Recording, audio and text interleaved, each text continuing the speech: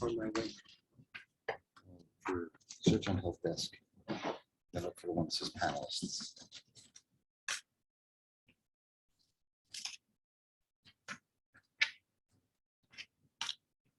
Hi, everyone. Thank you for joining us this evening. We'll just give a moment for everyone to come in from the waiting room, and then we'll get started with our meeting.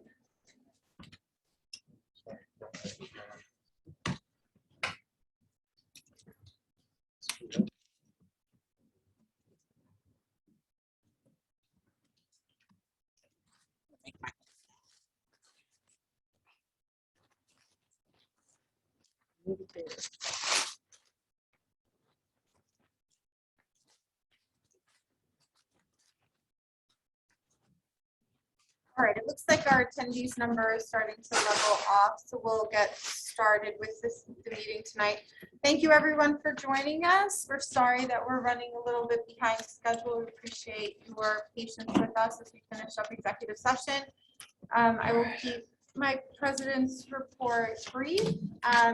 We're just under 1 month until the return of school, so we're excited for that. 1 month from yesterday, the return of school. Excited to hear tonight about some of our summer programs that are wrapping up and took place during the course of this summer.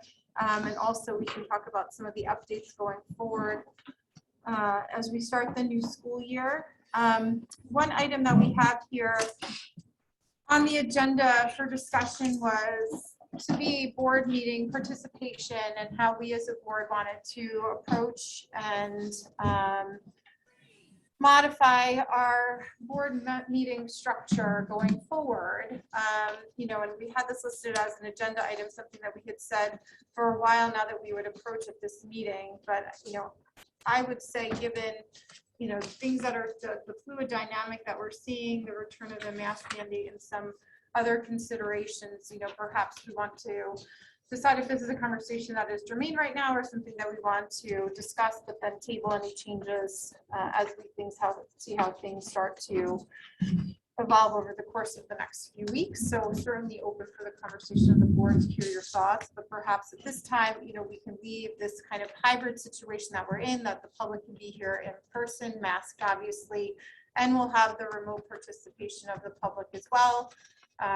Public comment on both sides, give precedence to those who are in the room first, right, to ask their questions and make their comments, then turn to those who are participating virtually, but also allow for the accommodations of board members at this time as we, you know, go through this next set of challenges as it relates to the pandemic and see how things level off, hopefully in the near future, and then we could perhaps revisit this conversation at the time. It seems like we're in a lot of uncertainty right now. When we originally said we were going to have this conversation on August 10th, I think we were hopeful that we'd be in a very different place, and unfortunately we're not.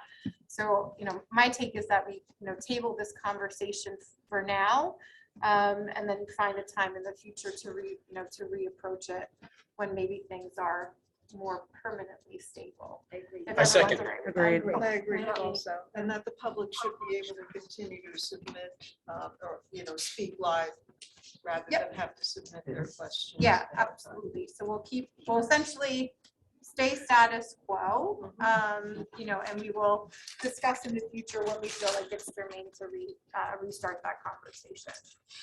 All right. So then I will end there. I will turn things over to Dr. Stefanko for superintendent's report. All right, well, thank you very much. You see, we have some things that we posted that pertain to our summer programs. Before we do that, I just wanted to, you know, kind of give an update on where we are. You had mentioned that we are inside the 1 month, 4 weeks from Thursday. We do start back a little later, or our kids at least do.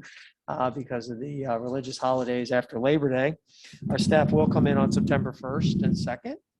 So we're about 3 weeks out from staff returning. We got out early in June, so I mean, it's never long enough, but it has felt like a pretty good stretch here in summer. So that's a good thing.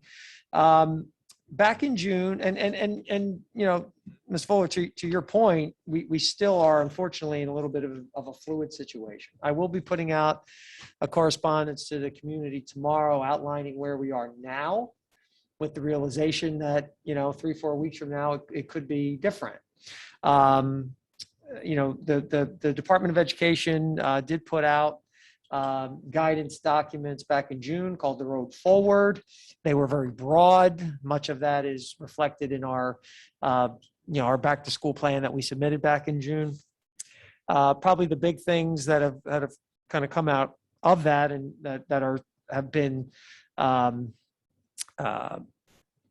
reinforced by the governor's office and the Department of Education recently is, unfortunately, we're back to a mask mandate at this time. I think we're all very hopeful that that will be short-lived and that will not be required well into the school year. But for now, that's where we are. The next thing I want to just mention and talk about was the governor did announce back in June that there was that there was an expectation, and we discussed this at the board meeting in June, that our schools will be opening full-time, 5 days a week for all students, and that remote learning, a parent choice for remote learning will not be available. That stands as of today.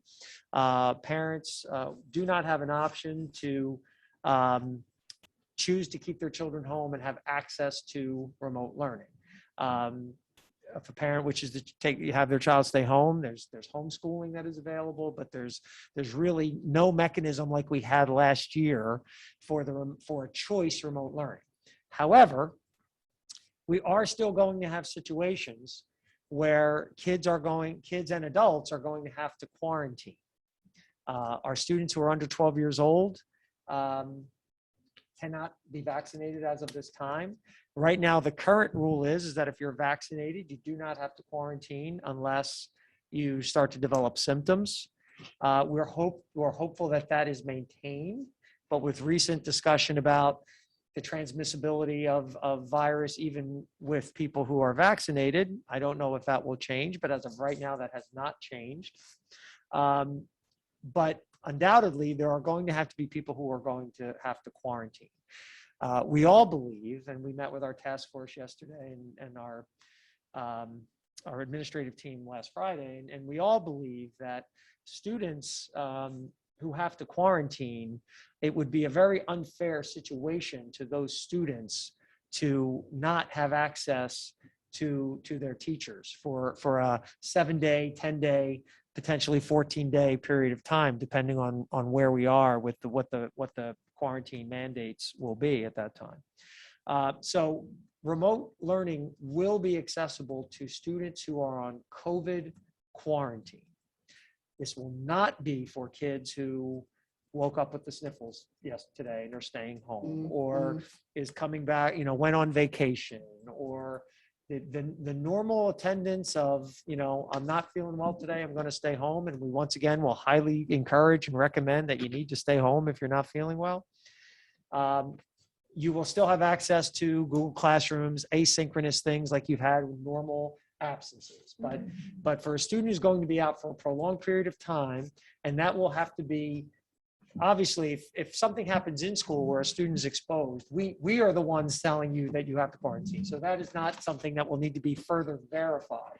But if a student or a parent says, my child was exposed outside of school, we will work with the parent to have further verification to ensure that appropriate,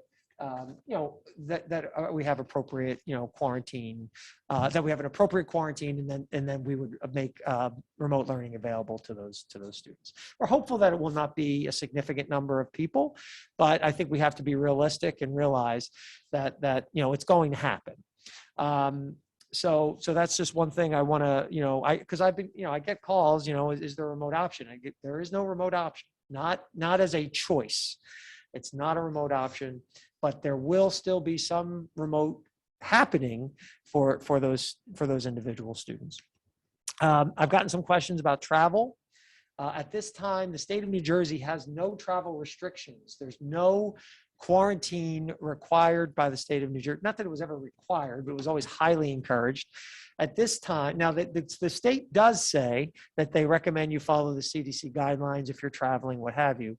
But at this point, we are not going to impose a mandatory quarantine on either staff or students. Now, of course, that would only apply to non-vaccinated individuals at this point. upon return from travel. However, what I will say is that travel to certain parts of the country right now is something we should probably think about. I happen to know some people who recently traveled, fully vaccinated, went to a place of fairly significant activity, and unfortunately, have tested positive. So I think that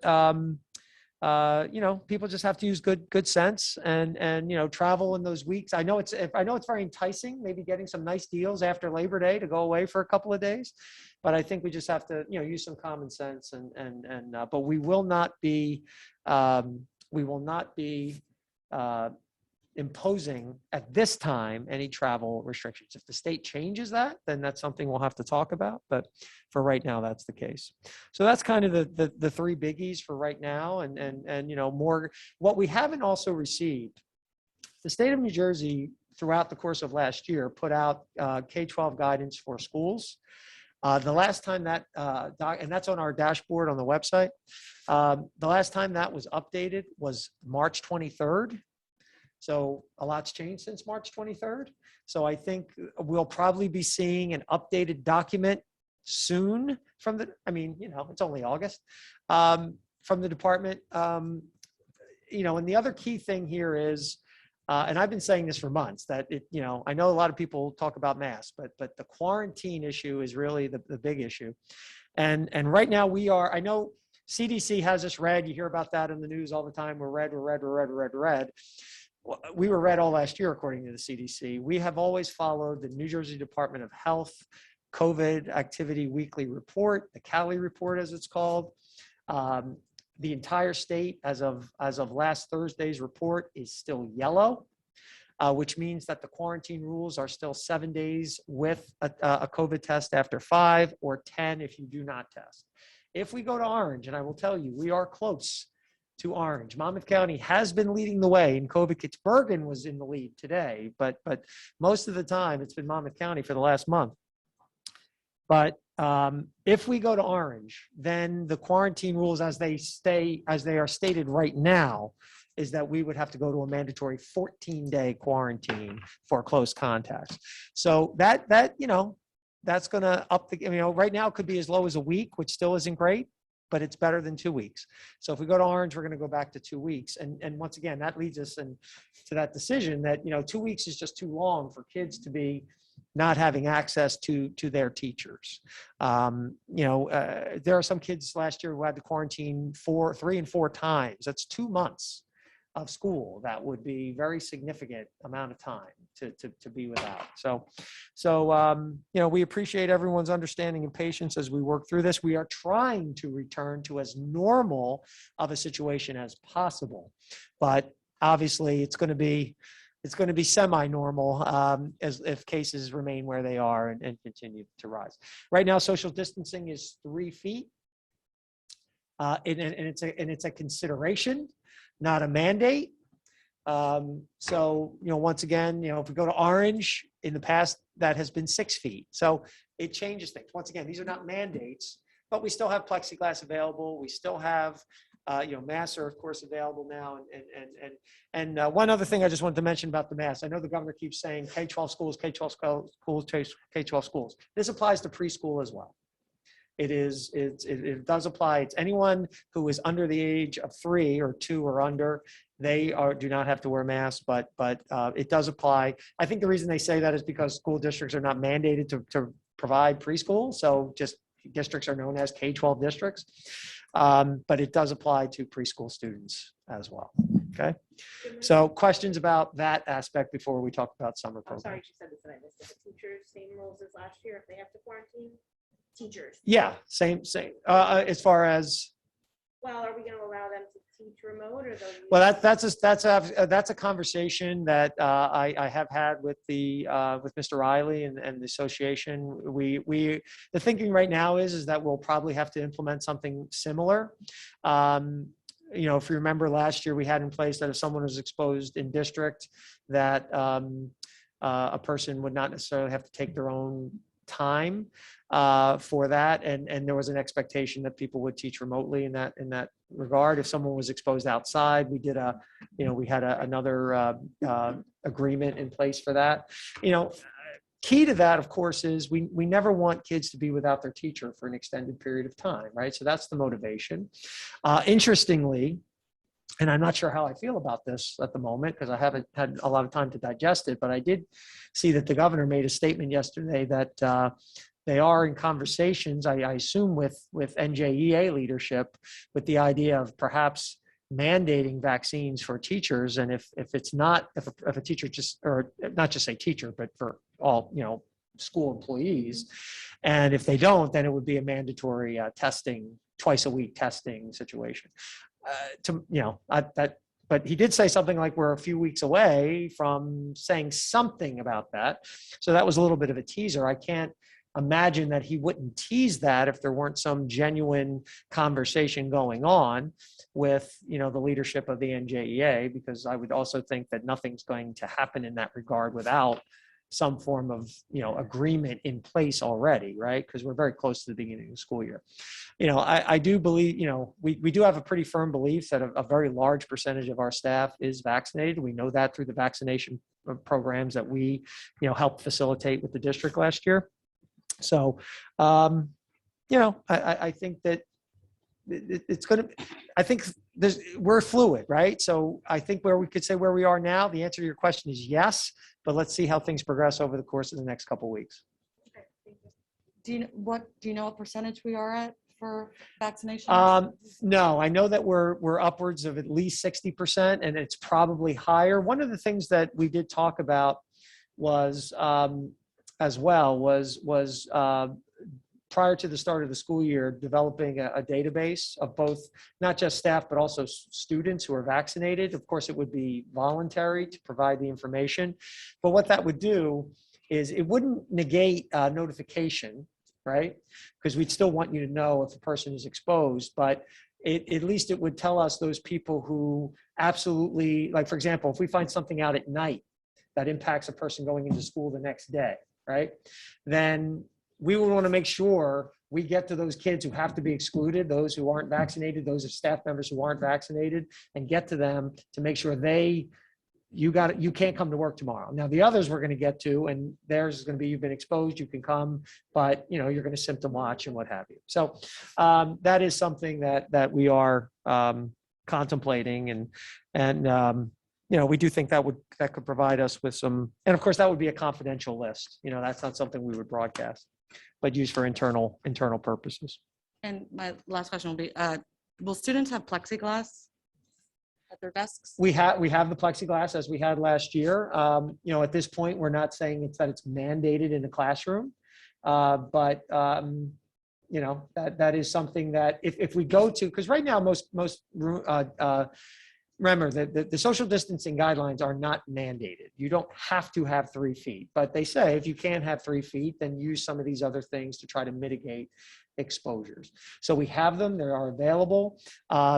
We probably, at least for the beginning of the school year, will be eating lunch the way we ate lunch to end last year at the elementary level, some in the classroom, some in the cafeteria, just as a safety precaution. So during lunches, when masks are coming off, a lot of teachers used them during lunchtime last year. So we really try to allow the teachers to use some of those discretion. Sometimes it was a little difficult because, some teachers would use them religiously, some teachers would use them maybe not as often, and then but at this point, we don't feel like we're at a place where we need to mandate the use of the plexiglass, but they are available and they are there for the teachers to use. Can parents request them if they want their? If a parent requests for their individual child to have the plexiglass, we would certainly work to make that accommodation. I mean, we did that all last year, and there's, hate to say we got good at it, so unfortunately. Have we considered a virtual academy, as some districts have a set of teachers that would be available to teach remotely? If remote learning, as it was last year, parent choice was an option, we see that would have been a very good option. But when you're talking about, because remember, to designate first of all, it would be very difficult to designate specific people. It's not like we're going to have, all of a sudden we're going to have, subs, coming out of our ears, we're still going to need substitutes. If people have to quarantine, we're still going to need substitutes to be in individual classrooms. And the lack of continuity and the lack of consistency of kids who go on remote learning, then having to have different because it would be a substitute, that would have to be, Or a teacher from each grade level, perhaps? then that lowers the amount of sections that we would have. And remember, we looked at this last year and tried it, and we were not successful in doing that for a variety of reasons. And it would then raise the class sizes because we'd be taking away a section from each grade level, right? And believe it or not, as everyone knows, it's very difficult to do this. And there's not a ton of people lining up to say, and if we can't do this at every grade level in every school, then, it's going to make it more difficult. Once again, I think if we were in a place where we had another 600 students like we had last year on all virtual instruction, then that's potentially viable. But students hit or miss, different grade levels, you would need a lot of different people doing this. And it really is a tough thing. It's just too long. It's too long a period of time for some kids who are learning to read to be without their teacher, and look, our subs did a great job for us and we are indebted to so many of our substitutes, but some of them are not fully certified teachers, kids who are out because of their own quarantine, because they happen to be sitting 6 feet from a person who has COVID, they didn't do anything wrong. They deserve to have the best education that they can possibly get. And I know our subs, if they were in this situation, they would do everything they could, but there's no substitute for that classroom teacher who's, highly qualified and best trained. Right. So that's our feeling at this time, but we're hopeful that those numbers are going to be low in terms of the kids who have to quarantine. But,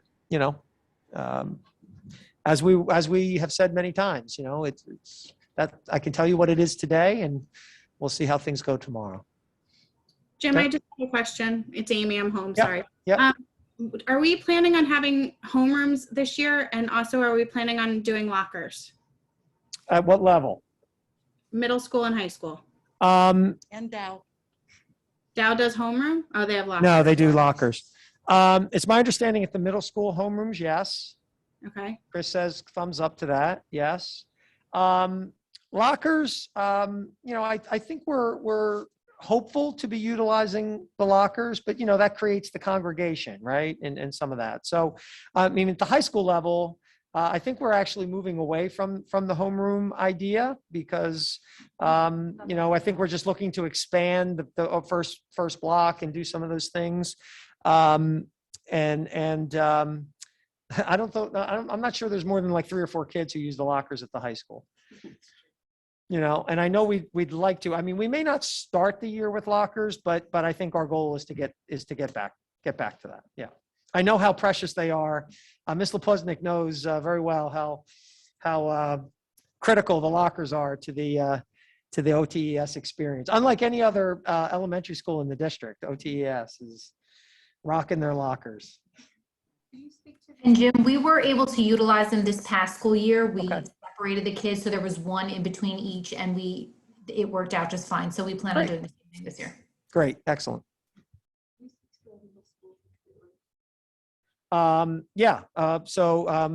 There is a plan, and if Mr.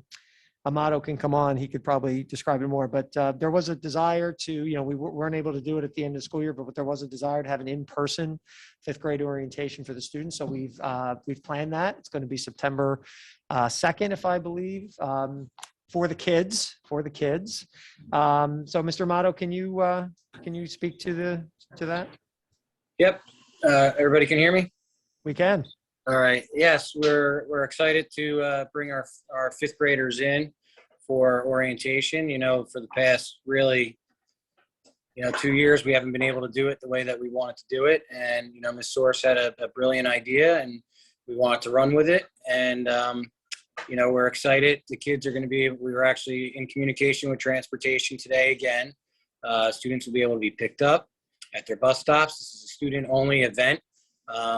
And the students will be picked up at their bus stops. They'll be brought to school.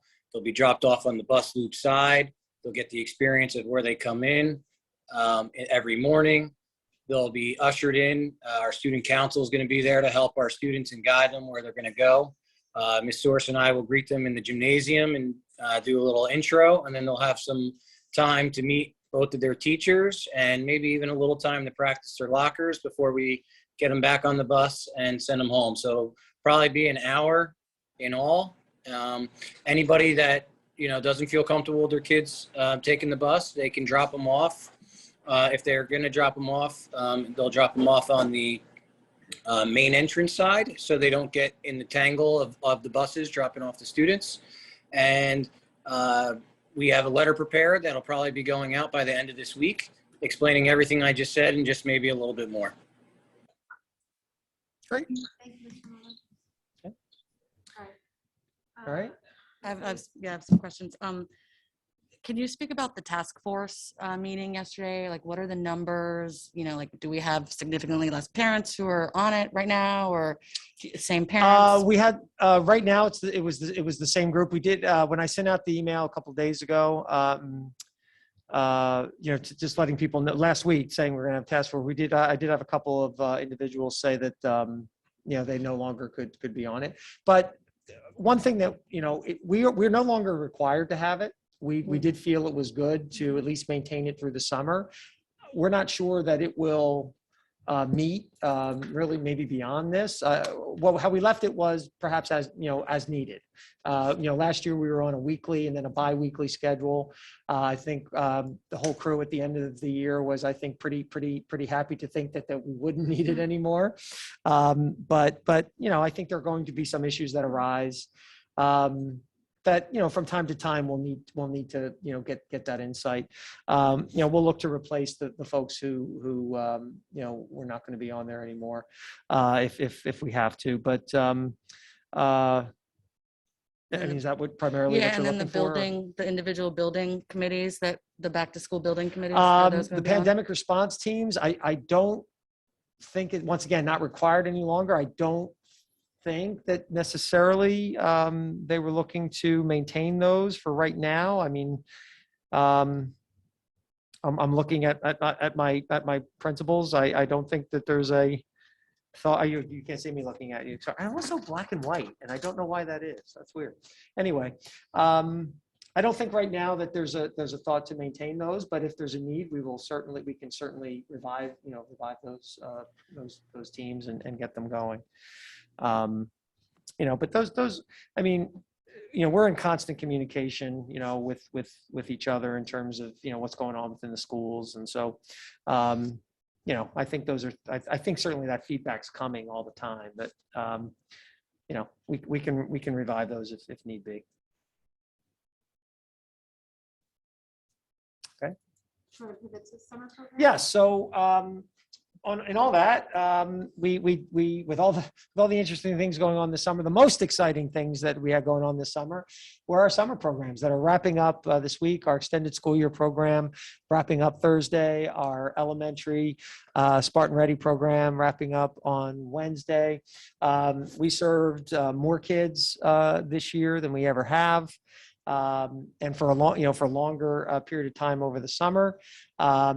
You know, one of the things that we did talk about was that, you know, we did see, I think, some students, we invited more students than we ultimately got, but we still served a lot of kids. We think there were a lot of kids who needed, and adults who needed the summer, you know, who needed the time kind of away. But that being said, we had a very successful arts program. We served over 50 kids in the first year that we did our arts program at the high school. If that was for middle and high school students, we'd love to expand that to the elementary level next year. I think that's going to be, you know, a very positive thing. Our middle school program went very well, very successful. Our elementary program wrapping up also very positive. Our summer rising, our Spartan Schools programs, which has been ongoing, was terrific. Our rising ninth grade program. So we did have I think I mentioned in the previous board meeting that the county superintendent, Dr. Richens, came and visited our programs. He was very impressed, really enjoyed. He toured our middle school and our elementary programs and was really very impressed at what was going on. I included in my documents for the board, just some of the demographics. Ms. Hayes had asked for some of the demographics. And obviously, we're trying to get a very representative group of kids. And I think, we were pretty successful in doing that across the board. The other thing I think well, let me just do this first. Any questions about summer programs or? The only thing that I would say would be helpful when we get data like you provided tonight is the percentage but including the percentage of the district as a whole, right? So that we have an understanding of. How does that how does it- translate? Exactly. Right. So the overall district population. Got so it. that we Okay. can see how it's tracking. Right. Because we don't necessarily have anything to compare it to. just say Understood. that Yep. it's, Mhm. you know, Okay. Yep. We can do that. And per building, actually, too, because that one page was the elementary schools, but you don't know 20 kids out of how many were at Wayside, so. I'm sorry, that's for the Right. pre-K. but Every building's a little bit different, right? So I mean, Yes. Wanamasa's demographics is a little bit different, obviously, than Dow Yeah. Avenue and Wayside. That's so why it's a you little kind of bit need different. the whole Okay, building's sure. picture. Do that. Other questions about summer? Okay. Thank you. Yeah. And then the last thing I Wait, just I'm want to sorry, mention. I had a question. Yeah, go So you said, what was it, like for the elementary summer, 130 people were asked, but I only think it was 90 140. came? Denise, about 140 were invited. Yeah. And then unfortunately, And then only 40, 90 came. 92 came. Yep. So that's a significant amount that said no. Mhm. Did we do, a couple of questions, did we do any sort of, talking to parents more than just like, oh, you're not coming, okay? Like, did we find out why? And then also, did we do exit interviews from the parents after the kids finished the programs? Did they like it? Well, Did they're they- not done yet. So But for the high school, they are for some of them. I don't believe exit interviews has been a part of what we've done. I can, I'll look to our folks. I don't believe so, that's something that we typically do. I mean, unless we do some surveys for some of them, I'm not positive. I'll have to check on that for you. But I know that, Denise, I know you and I talked a lot about why were some of the reasons of why the kids couldn't make it over the summer. We did do, and we had backup lists of kids. So when students said, they weren't going to come, we went to those backup lists and tried to backfill, positions. We did put, and that was typically done individually by phone, reaching out to those parents. We did have some 5th and 6th grade spots specifically. We had very good turnout of our 7th and 8th grade. We had some spots in 5th and 6th grade. We did put out at the beginning of July, hey, we've got some slots. I think, we were able to get a couple more people as a result of that. But, typically at that point, by the beginning of July, people have made their plans and, they're coming or they're not coming. One of the things that was interesting that we did find was some people, we really require that a student commit to the entire program, right? So we don't want a student coming, well, I can come week 1, but I can't come week 4. Now, we were a little more flexible with that this year than in years past, but it was very difficult because we expanded the length of time. Like the elementary program was 6 weeks compared to 3 weeks.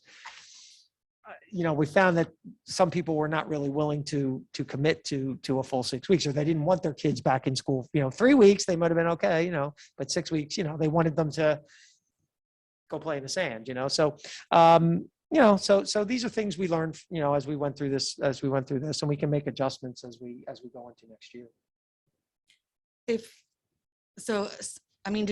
We made like a concerted effort if a third of who we expected to arrive for the elementary didn't utilize the free services. Did we make a concerted effort to go to like list number, like B list? Who is the next round of 30 kids that could use this summer help? Yeah, I mean, I believe, this is a conversation that I had with all of the principals. I mean, we had a significant list of kids, I know that they kept on, going down that list to try to get it. I really do believe that we got the kids who wanted to come and were able to come.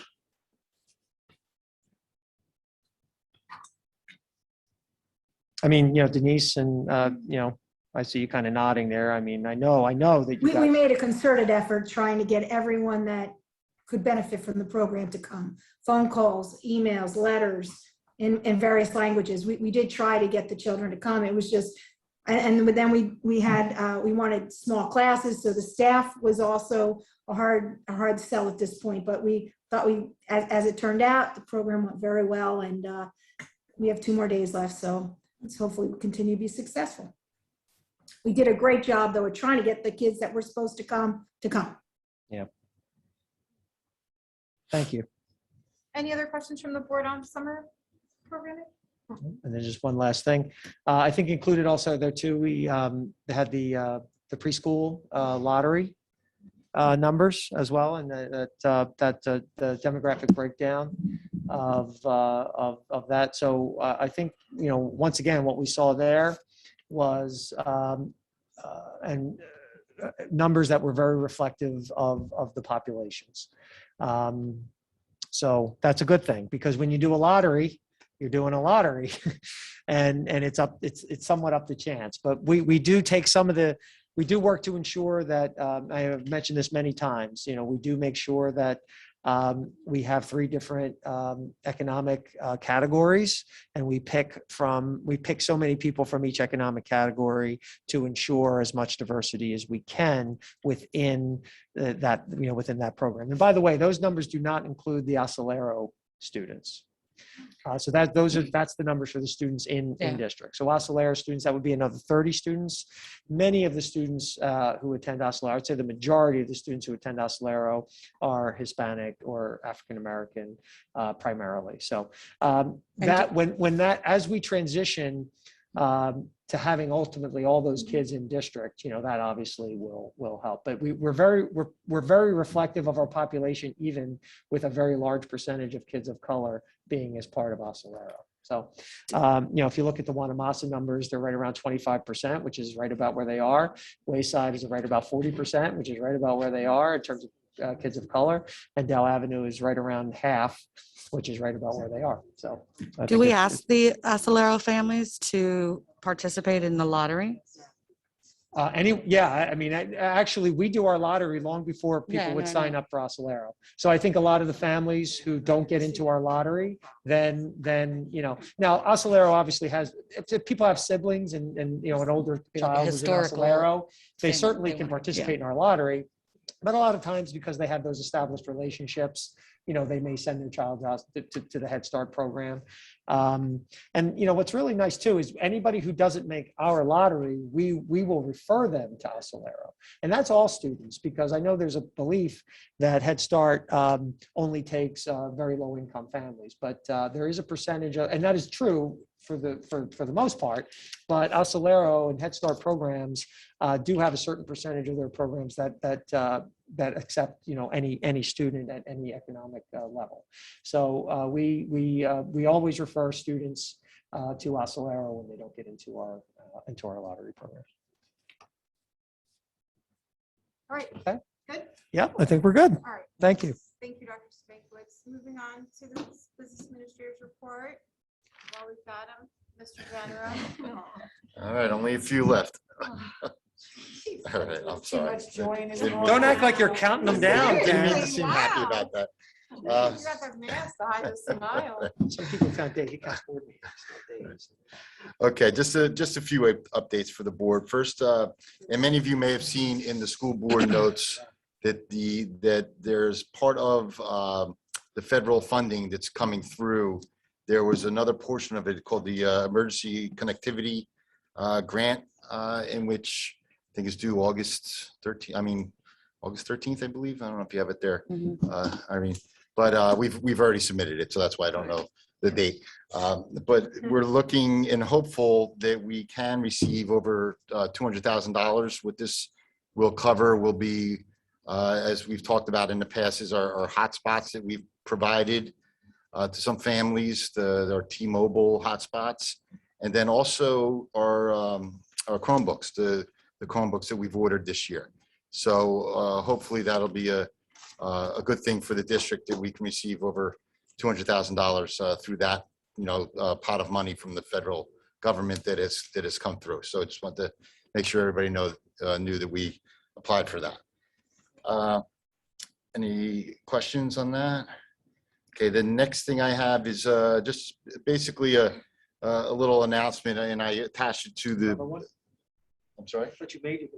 No, this is a smaller announcement. Oh, okay. It's certainly not as much money, but but could be just as important for before and after care.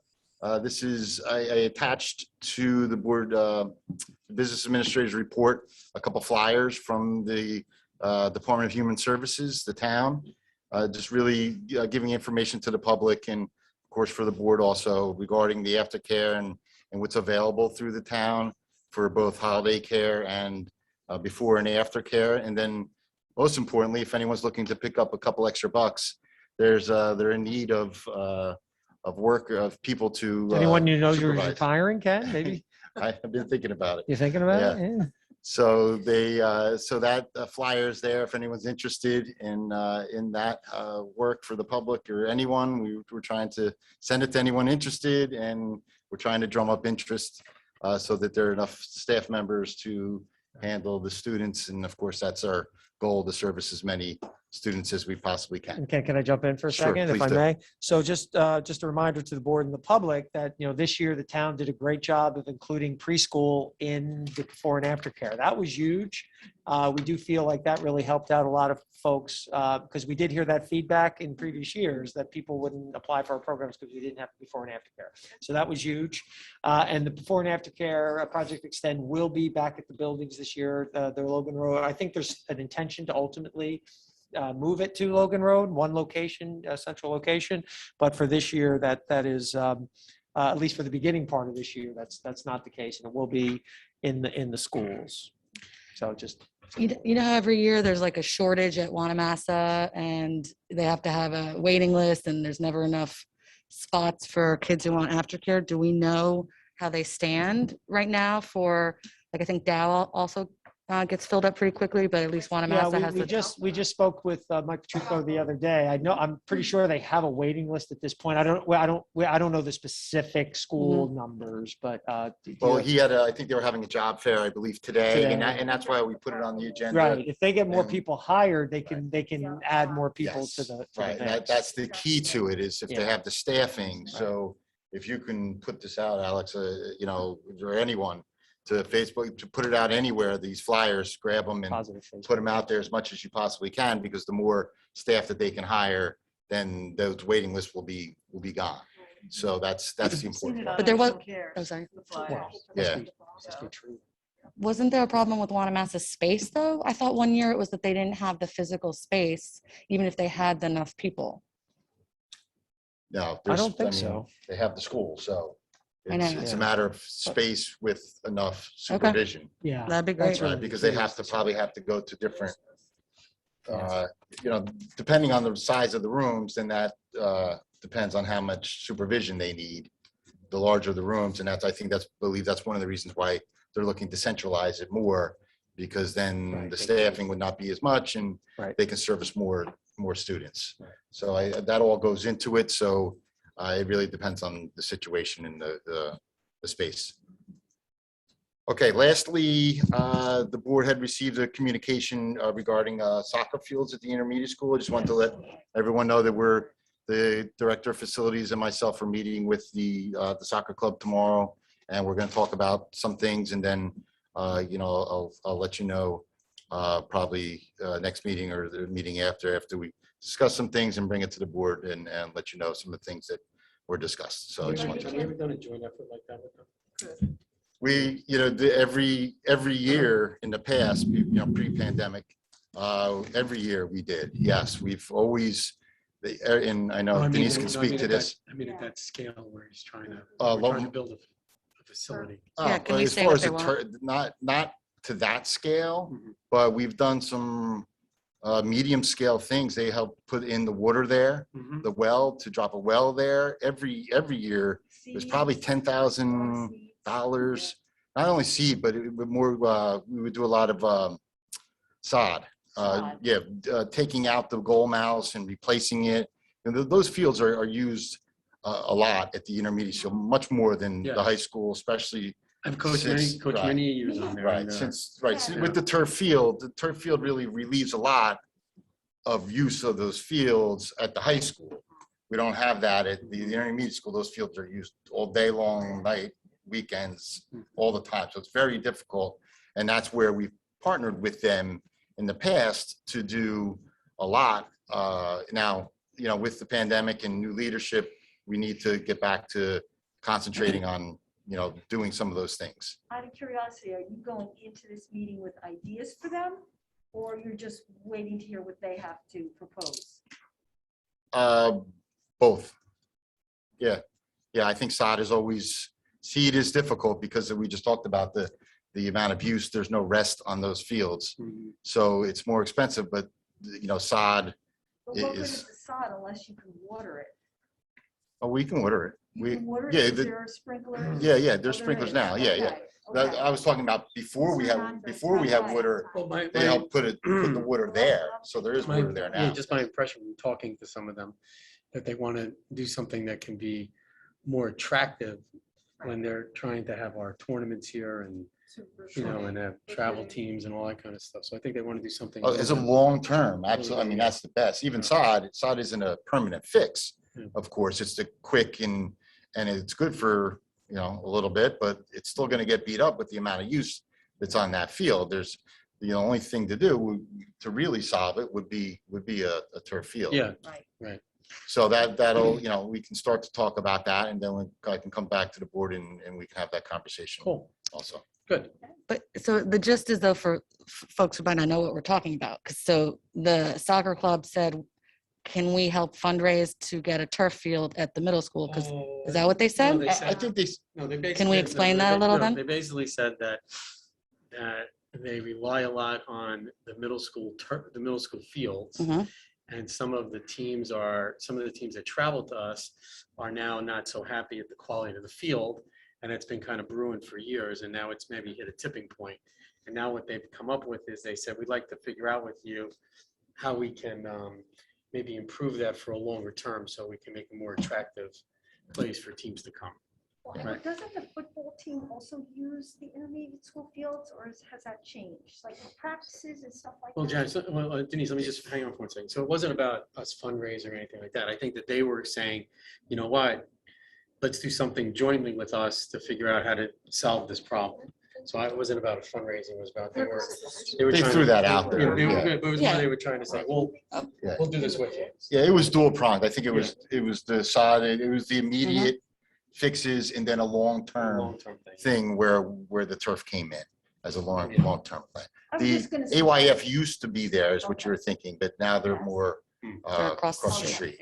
Right. But they used to be in the back there. Street. Yeah. Right, Kind right, of back okay. and forth Right. where it's- Okay, that's Right, thank you. that's it. Thank you, Mr. General. Good job, Ken. Now we move to public comment. All motions are posted on the bulletin board, the district website. At this point in the meeting, we will now conduct the first of 2 public comment sessions. The first session will be open for public comments on agenda items only. The second session will be at the end of the meeting and can be on any topic. As a reminder for those who are joining us virtually, please send a message to the help desk and Ms. Conway will assist you with asking a question. We'll give priority to those who are here in person at the board, at the administration building, and then we'll move to those who are participating virtually. Excuse me, would anyone from the public like to comment on any agenda item at this time? If you're in person and would like to comment on the agenda item, please step to the podium and the microphone.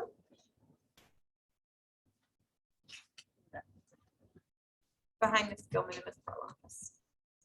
In front of the step and repeat, which I love.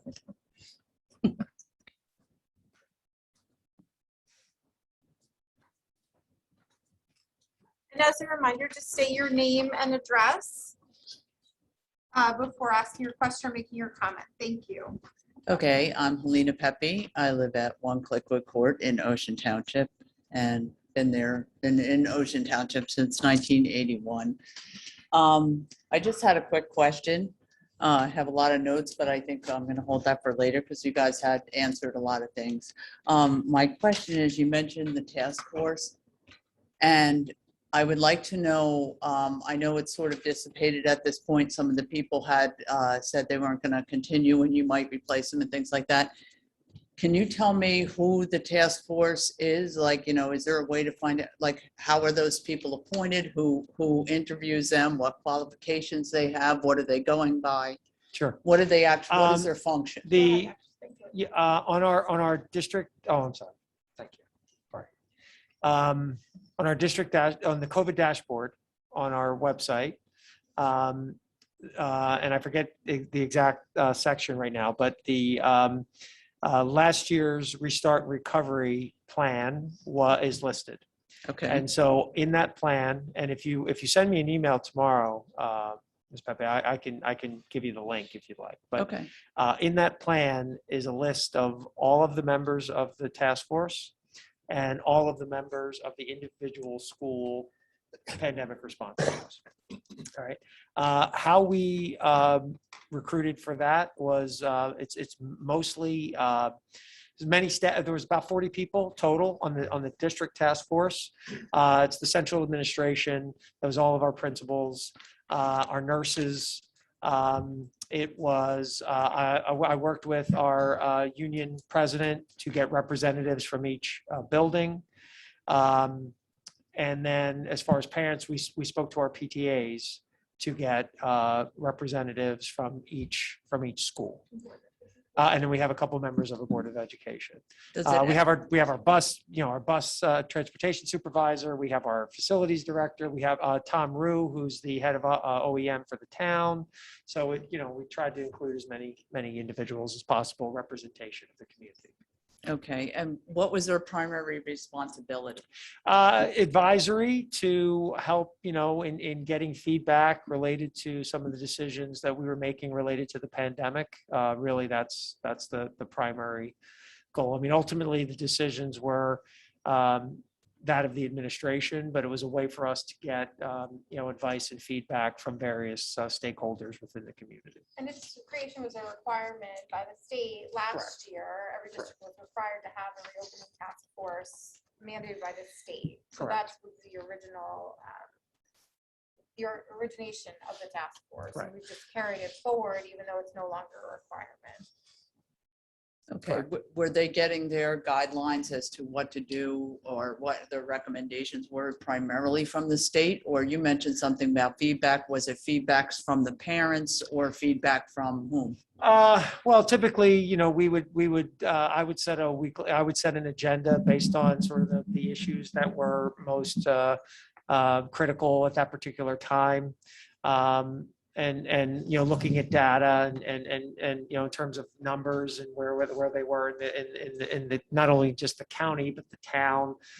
Tom Rue would provide us with that data either every week or every 2 weeks. So we would send the agendas out in advance so that people had time to. Sometimes there were things to review, some policies to review, different for example, like if the new guidance on school. K-12 schools would, if there were new guidance that would come out, we'd send that out in advance, and then we'd, kind of look at the changes and what that meant in terms of implementation in the schools, things like that. Was the implementation of those things voted on by the board or was it voted on by the task? Some of those really, most of that is administrative procedure. So it was really the original plan. Overall plan Mhm. was voted on by the board. The reopening plan last summer was voted on by the board. And then there were times throughout the year. By the way, that board approval was not required by the state, but we felt that it was obviously an important thing for the board to be behind and be aware of and be behind, obviously. So there were then times throughout the course of the year that we also sought board approval. As we got to the latter part of the year, we really didn't seek board approval, but certainly we're constantly keeping the board abreast of what was happening and what changes were taking place. Okay. And actually, the only other question that I have is with respect to medical exemptions for the mask wearing. Mhm. And first of all, I don't know what guidelines you're going to be using, what the protocol is, if there's forms that are supposed to be filled out, who's going to be approving or denying those medical exemptions. Right. And I did pull up the mandate, the executive order from 8/6 from Murphy, Mhm. and basically just focusing in on a couple of the lines here. It does indicate, while masks will be broadly required in school buildings for the coming school year, exceptions will be remain unchanged from From the last 20 year. to 21 last year, school right. year. Mhm. And include, and I'm just going to read the first two, because the rest of them are pretty clear. Mhm. When doing so would inhibit the individual's health. And the second one down after that, and this sentence goes on, but it's that plus other things. Mhm. And then when the individual has trouble breathing, is unconscious, blah, blah, blah, blah, blah. Yeah. Okay. So basically, based on those two pieces of information, very broad, okay, we could certainly debate on what impairs somebody's individual health Right. and who's going to decide whether or not your child is having trouble breathing other than the child and the parent. Yeah. So that is part of his guidelines. There's no definition as to what that is. Right. At least in anything I saw, I looked at the CDC website. It pretty much states the same thing. He sort of reiterated exactly what's on there. Right. And there is no really concrete criteria to Right. define that. So based on that, I would assume that if your child comes home and has continuous headaches every day, can't concentrate, is having difficulty breathing, has anxiety because perhaps they have claustrophobia, or whatever other stress may result as a mental health condition from wearing the mask, that those things, based on this, would clearly, be something that you'd be able to opt out of the mask wearing as a medical condition. Or, same thing with trouble breathing. If the child's telling you he's having a hard time breathing, you can't say, well, get a different mask, blah, blah, blah. If they're having struggles and they can't concentrate because they're focusing so much on the fact that they can't breathe, Mhm.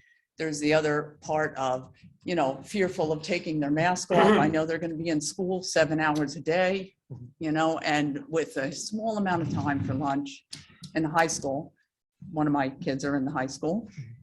And basically for that length of time, you have very little opportunity to take their mask off during the day. And So, yeah, also, let's if let they Dr. pull it, Swink respond to excuse me? some of your Yeah, points, yeah, so if I may respond to Okay, what you're absolutely. saying. So that's, So there's two situations there, right? So the Mhm. first thing that you talk about really deals with more of a chronic health situation that may exist for a child, where they perhaps have a medical condition that wearing a mask may, really impact quality of life, impact their ability to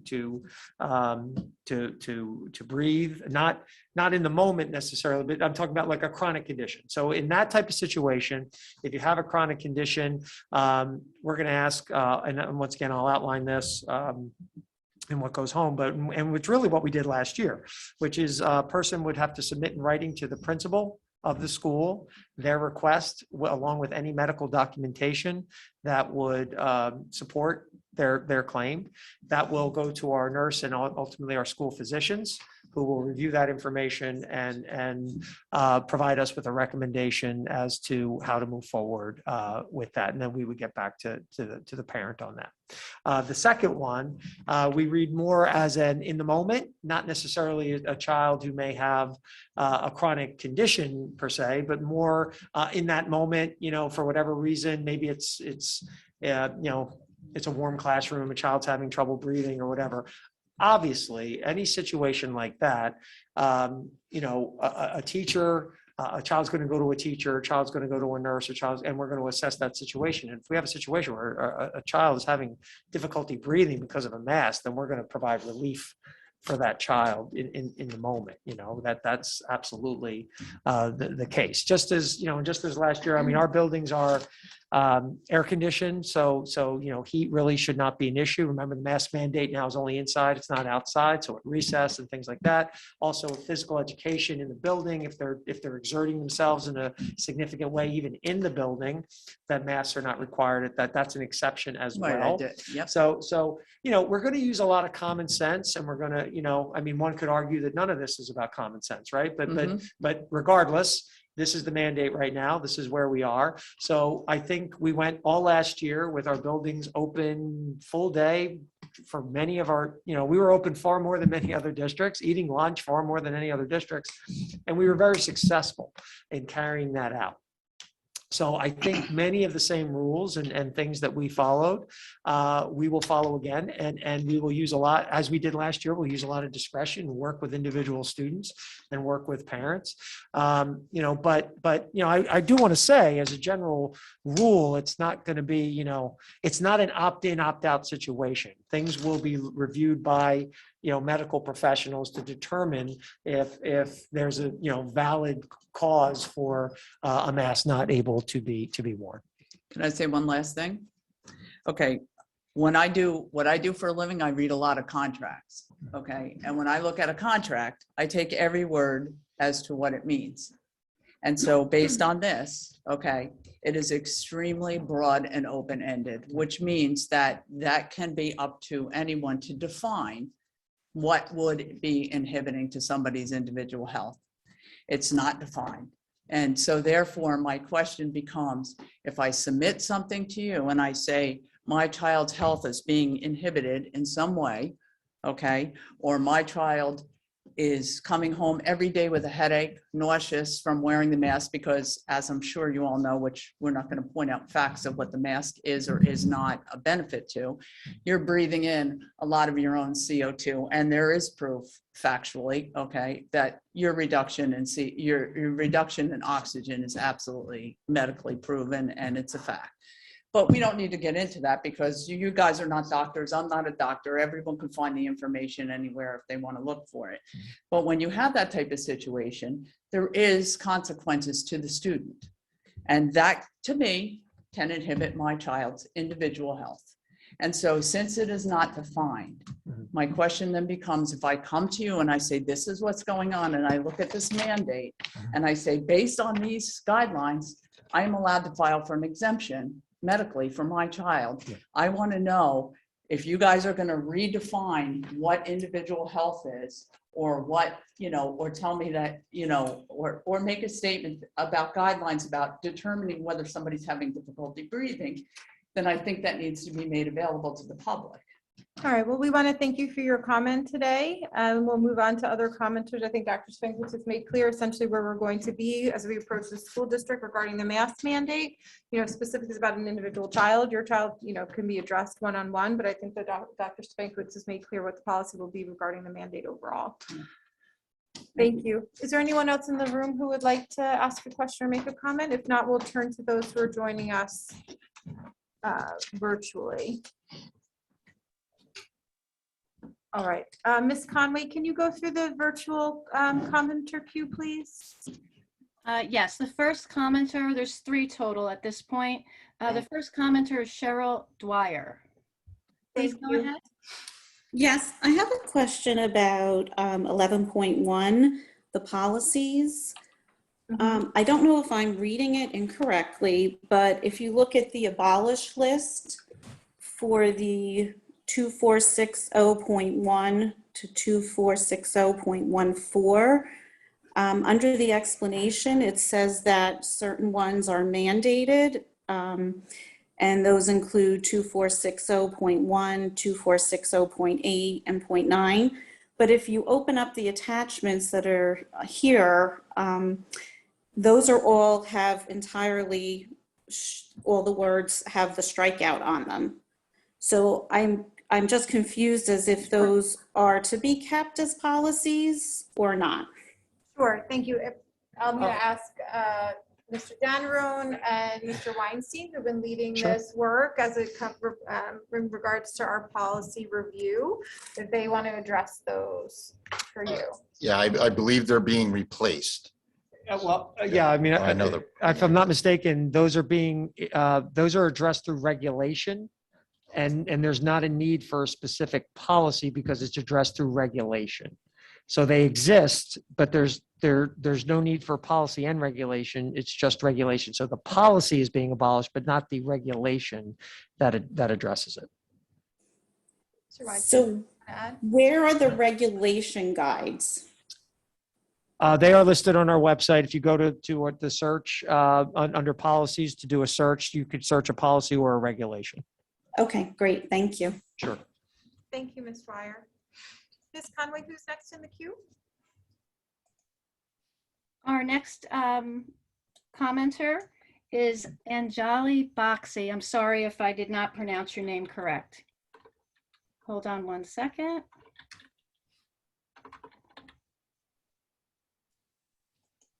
Please go ahead. Sure, thank you. This is Anjali Baxi. I'm at 32 Ascot Drive in Ocean, New Jersey. I just wanted to express support of maintaining the virtual Board of Ed meetings. I understand that the topic was tabled for now and it will be revisited, but this platform has been so helpful in, allowing parents to have access to, this conversation, this community conversation. And over the 11 years that I've lived at Wayside, I really feel like this year I've had a chance to really be part of and understand what happens at the Board of Ed meetings and really feel connected to the decisions that happen, and also like have an understanding of how things get communicated, what's my best way of communicating to the administration and to go to the right channels to address any issues. And I really do appreciate it, being part of that. And so, when you are in the process of considering this policy, I would like you to please give weight to the fact that allowing virtual access really democratizes this process and really gives parents who may not be able to make it out, not because of lack of interest, but just of circumstances of, work schedules and, childcare and other reasons that we can't be there, to be part of this process. So that's just my comment, but thank you very much. No, and thank you. And to clarify, I think most of us in our discussions have said that we see that this, kind of live broadcast feature is maybe one of the positive things that will come out of the ordeal that we've all been going through for the last 18 plus months, that we see this as going on into the future. The policy that we were specifically had on the agenda for discussion tonight was about board member participation, whether we were going to go back to requiring board members to be in person to participate.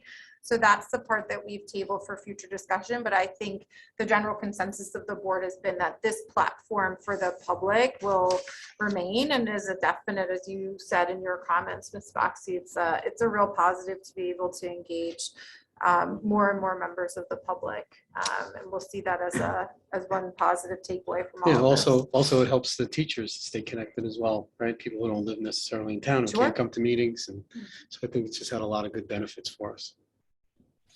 Thank you. Ms. Conway, I believe you said there was a third person in the queue. Yes, the last commenter is Sandy Miller. Thank you. Go ahead, Ms. Miller. Go ahead, please. Hi, this is Sandy Miller, 7 Horicon Drive in Ocean. I just had a question regarding the curriculum writing and a part that's of the agenda. It's about the K-3 ELA intervention, which stated it was a new course / methodology. I was just wondering if you could explain a little bit about that. Is it for all regular ed K-3, or is this a special ed pull-out resource kind of course? It sounds like a great opportunity to anything that's a differentiation of instruction to help students learn to read. It sounds great. So I was just more interested in what it was about. I can answer that question for you, if you can hear me. That is a new approach that we are taking with intervention for all students who are receiving intervention. Some of that does happen in the general ed classroom, and some of it does happen in a pull-out setting. So it's really an approach and a guidebook for our interventionists. Okay, sounds great. Thank you very much. You're welcome. Thank you. Ms. Conway, has anyone else joined the queue? No, President Fuller, that was the last commenter. All right, thank you. Then we'll continue with our agenda. If I can go to Mr. Weinstein for approval of minutes, 7-1 and 7-2. Sure thing. Thanks, Madam President.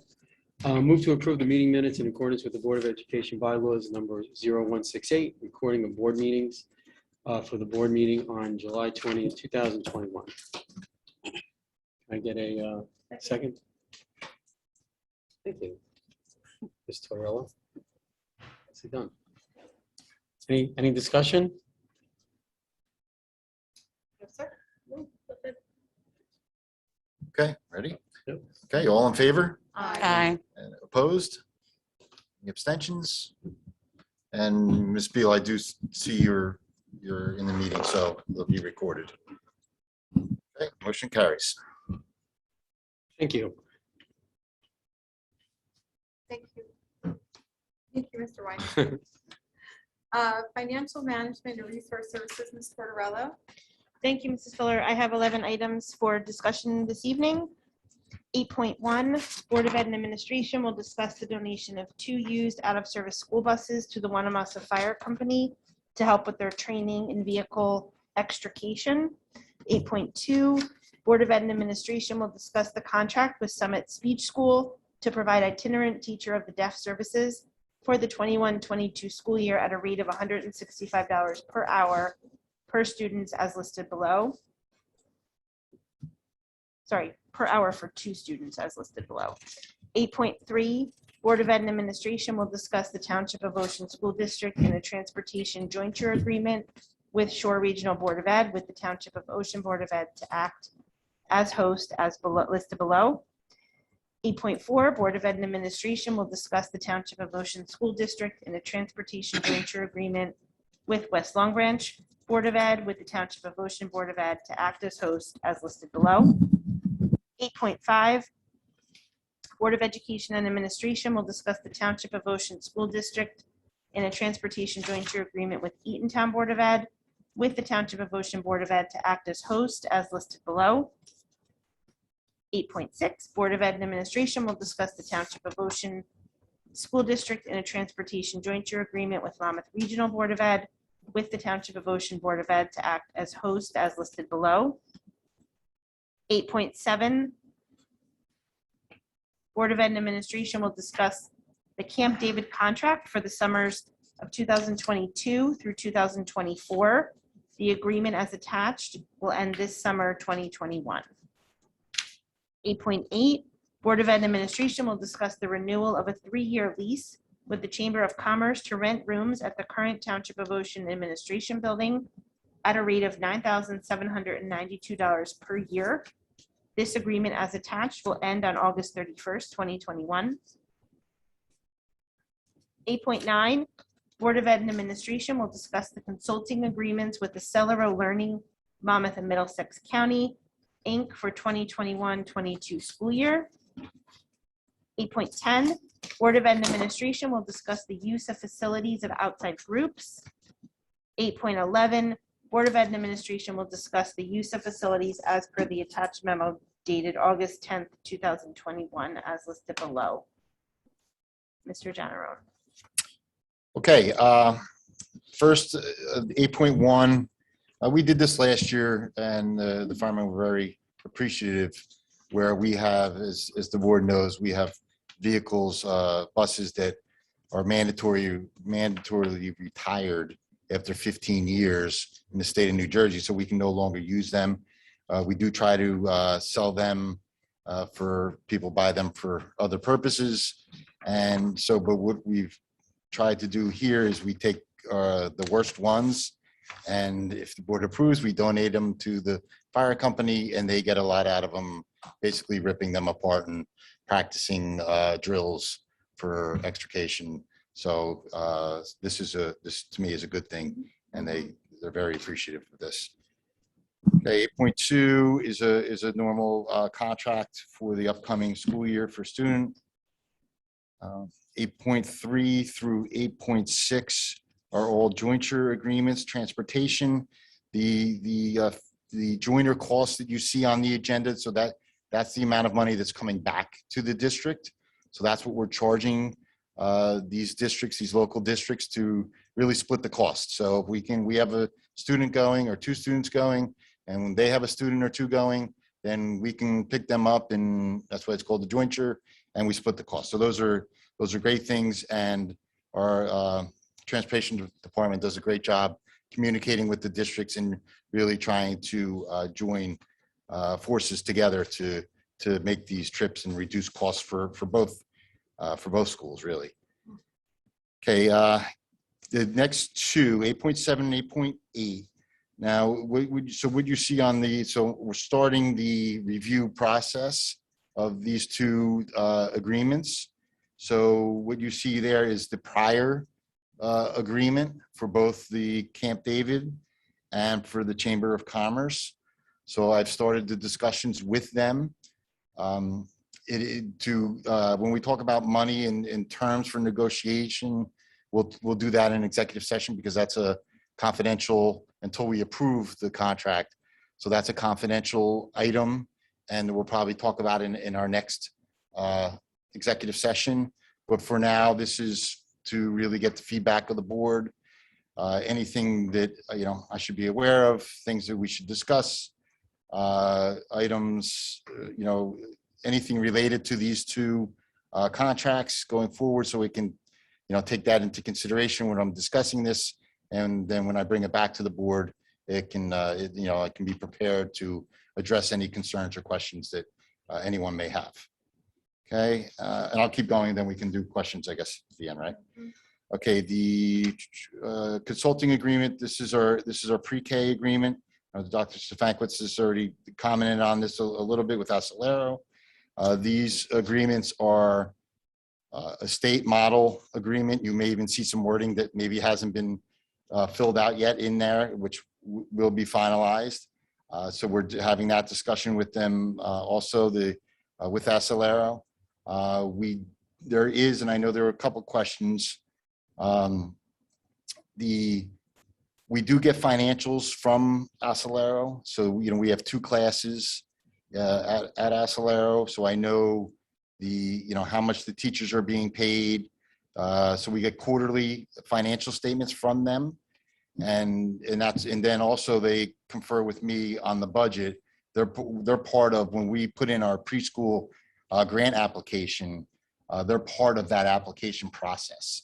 So we have to put in with our in-house costs and teachers and enrollments and all that information. Then we also have to get information from Acelero to make that part of that application that goes to the State Department of Education. Now, it's relatively easier for us than some of the large districts, some of the Abbott districts, the Trentons or the Newarks, and that may have many providers. We have 1 provider and we have 2 classrooms.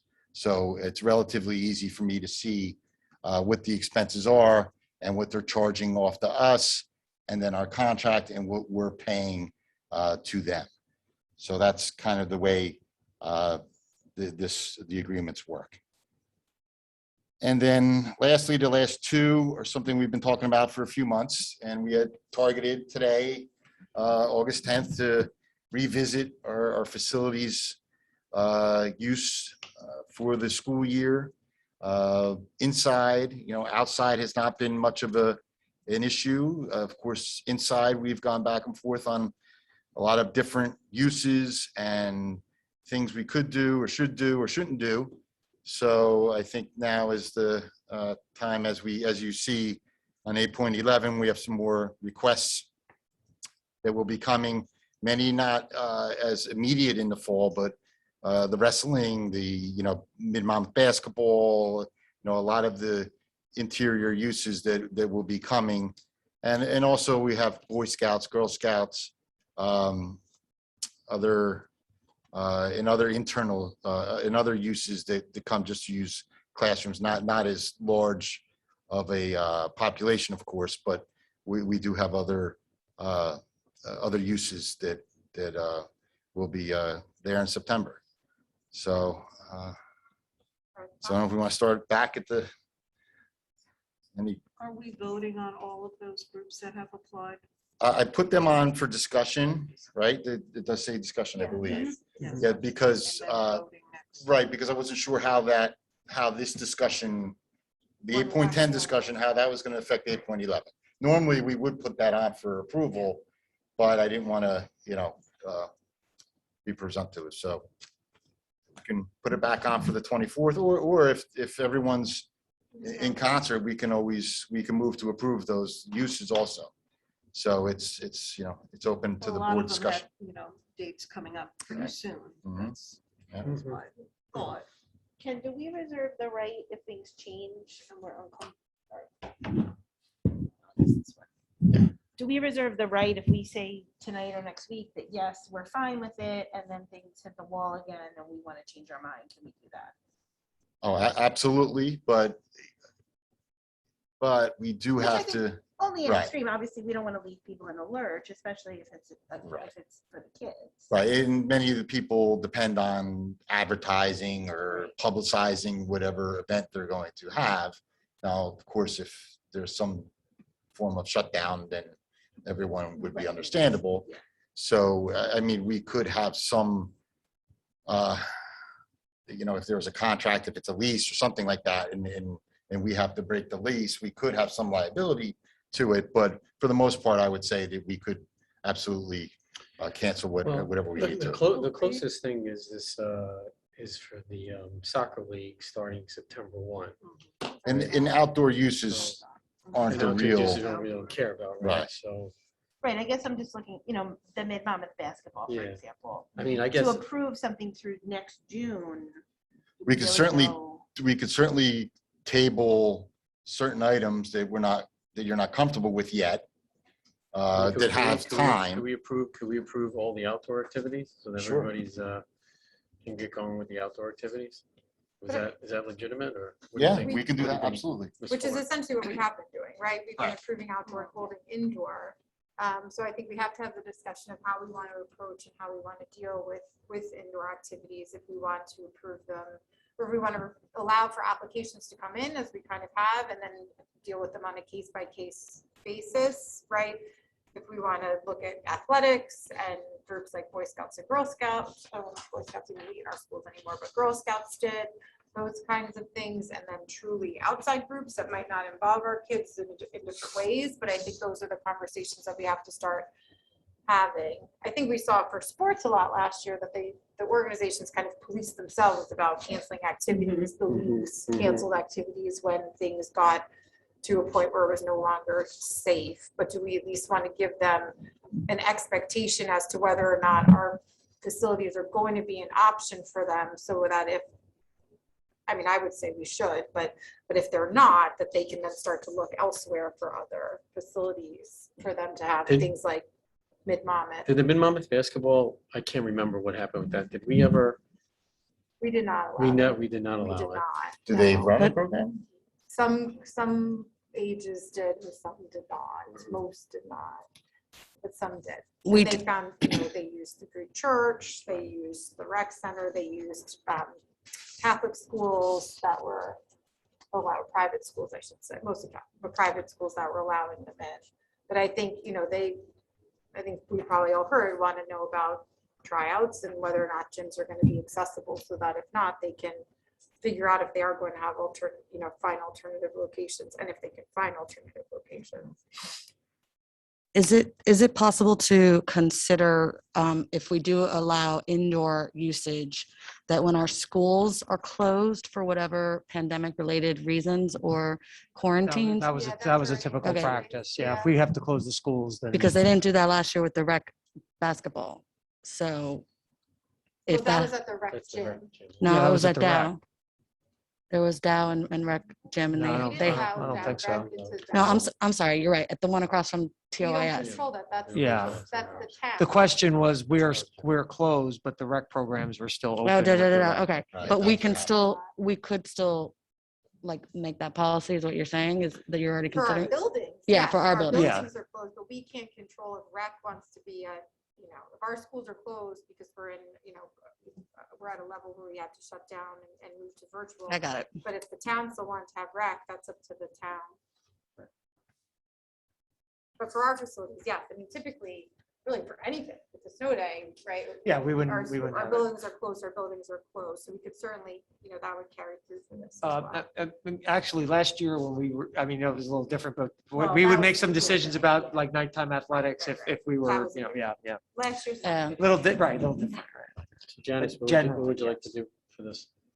Well, I would love to get others' feedback, if they have any, about how we want to approach indoor use. I think we're all still okay with outdoor use, right? I don't think anything's changed for that, but how we want to approach indoor use so that we can give some feedback and predictability. If people are okay with this and saying that we would pivot if we need to, if numbers get bad, or as Alex mentioned, Ms. Hayes mentioned that we, you know, if our buildings are closed, then obviously there can't be programs there. If we're comfortable with that, then we can move on these items for tonight. If people want to think about it more, we can discuss it tonight and vote on it next week. Can I ask a question? Ken, do you know of any feedback from the other school districts around us? What are they doing? I have not heard yet. Okay. No. I think there's a lot of wait and see going on out Yeah. there. Like, it's just very, yeah, everything's very fluid. And would they adhere to our cleaning protocol? I mean, if we need to amp it up, can we make that part of their usage fee? The policy gives us that. I know we talked about that before. The policy gives us that latitude that if we want to add an extra hour to make For sure it's clean, Yeah. then we can do that. And if that's a charge, then we can pass that along to them. We do, if you also remember, we have, we had the attorney create a hold harmless, you know, waiver type of paperwork that it's better than nothing, but you know, it was something that at least to put them on notice. You know, that they have to sign off on an addendum to the use of facilities saying that they will do all everything that they need to do, you know, that we tell them that they have to do through our policy and also through any of the state executive orders or anything, you know, COVID related. So that was a specific, So will our custodial staff do the cleanup, say after a basketball session? it really depends on what it is. So if it's not, if it's a normal, it may be a normal cleanup. If they're using the gym, then we, you know, our head custodian, they adjust their cleaning. So they don't clean the gym until after the use is gone. They're cleaning the gym every night, right? So if the use is going to be in there from 6 to 7, they adjust their cleaning that they're going to do the gym after they leave, and then it's just a normal cleaning. If it's something more, you know, in the auditorium or something like that, where we have to stay after, or it's on a Saturday when we're not usually there, then we would normally have a custodian there maybe an hour before or 2 hours after, and maybe it's 2 custodians, depending on what it is. Our director of facilities makes that decision and then sets that up. So we can certainly put an extra half hour, an extra hour, depending. They know the facility and they know the use, and they can make sure that we put additional time in there to make sure that it's clean. Well, if we did that, I'd be comfortable with then approving the indoor use of our facilities. This is an area where I, like, for me personally, I want to err on the side of hopefulness, right? That we can start giving predictability and hope that things are going to get better. And if they're not, then we adjust. But for me, I'd rather be hopeful on this side. Yeah, I think. I'm we not should- comfortable. Well, the thing I was just trying to figure out here is if, you know, the age group is 3 to 8. And so I'm not sure, because kids not being vaccinated, I don't know how in that mid-Monmouth, I'm not. I think it's Grades grade 3 to 8. So right? So some of them are. so some of those will be Yeah. vaccinated, some of those won't be vaccinated.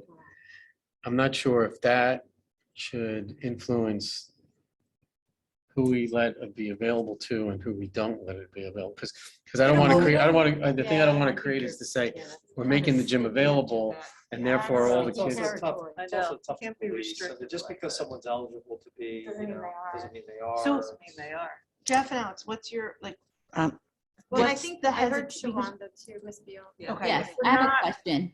For Wait, the let me just- mid Monmouth Sure. can you hear me? Yes. Okay, for the mid Monmouth basketball, one of them has a seasonal fee of 150, but then the February dates don't. Does that 150 cover both?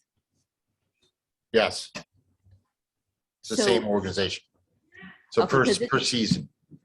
Okay, so it's 150 for September through January, and then another 150 for the February through the June? It should be, yes, there should be two. I think the February says. Because only one of them has the 150. And the only reason why I ask is because you mentioned the obviously contract involved. So if for some reason we had to, if we agree to it and then had to reverse it, is the penalty just refunding the seasonal fee? Yeah, I think that would certainly be what we would do. Yeah, and I'll check on that. They may have considered that one season, but I agree that should be two seasons. So I can check And on my that. other, I guess, just comment is in looking at some of them have September dates. For the outside athletic fields, I'm comfortable with the outside and, I mean, basically for mid Monmouth, can we approve just the September through January because those dates are right around the corner, and possibly wait to see what February brings? Can I, before we answer that, I just, the people that are hesitant about approving, can you just share with us, like, what's, is the concern that we're gonna help spread COVID, or is the concern that somehow the school would be No, contaminated? it's, I'm yeah. genuinely asking. Less concerned about our liability, that like, versus I think unmasked, unvaccinated kids under 12, I wouldn't want my child congregating indoors personally. So at this point, perhaps in 3 weeks when, some people are even saying the curve's going to go down. So I might change my mind in 3 weeks, but at this evening with the numbers and the high contagiousness of this, of the new Delta strain, there's So more from no a way I'm in favor perspective of we don't of want to numbers. party to it because we know it's gonna happen somewhere else anyway. Right, We're the gonna do it programs, are- anyway. Mid-Monmouth is planning to happen this year and That's- other programs, and it's gonna be up to the parent as to whether or not you enroll your child, right? My kids played sports, So we is that- is we that made the what you're- decision last year whether or not my kids were gonna participate in indoor sports. I don't care where they right? do it, but I don't. But Yeah. Oh, sorry, she asked me something. Sorry. Right, yeah, so I think the programs are gonna happen, it's whether or not we want to provide a resource to the community as a place where these programs can happen, and then individual parents will have to make the choice for their kid as to whether or not, last year, my kids were playing indoor sports, but I went along with us not opening our schools because that was the consensus of the board, right? But my kids were still playing indoor sports because that's the choice that we made as a parent. So I didn't, I try not to let the fact if I wouldn't want my kids to play indoor sports deprive other kids whose parents are comfortable with that from providing the opportunity for them to do so. I think that we have to think about this a little bit, bigger, whether or not we would enroll our kids or expose our kids as to whether or not we're ready to let our school community facilities be accessible. I'm not against it, by the way. I was just Yeah, no, I trying to was talk just about, genuinely I wasn't, curious yeah, I to hear wasn't the other against it. side I'm because just, I have a different thought process, that's all.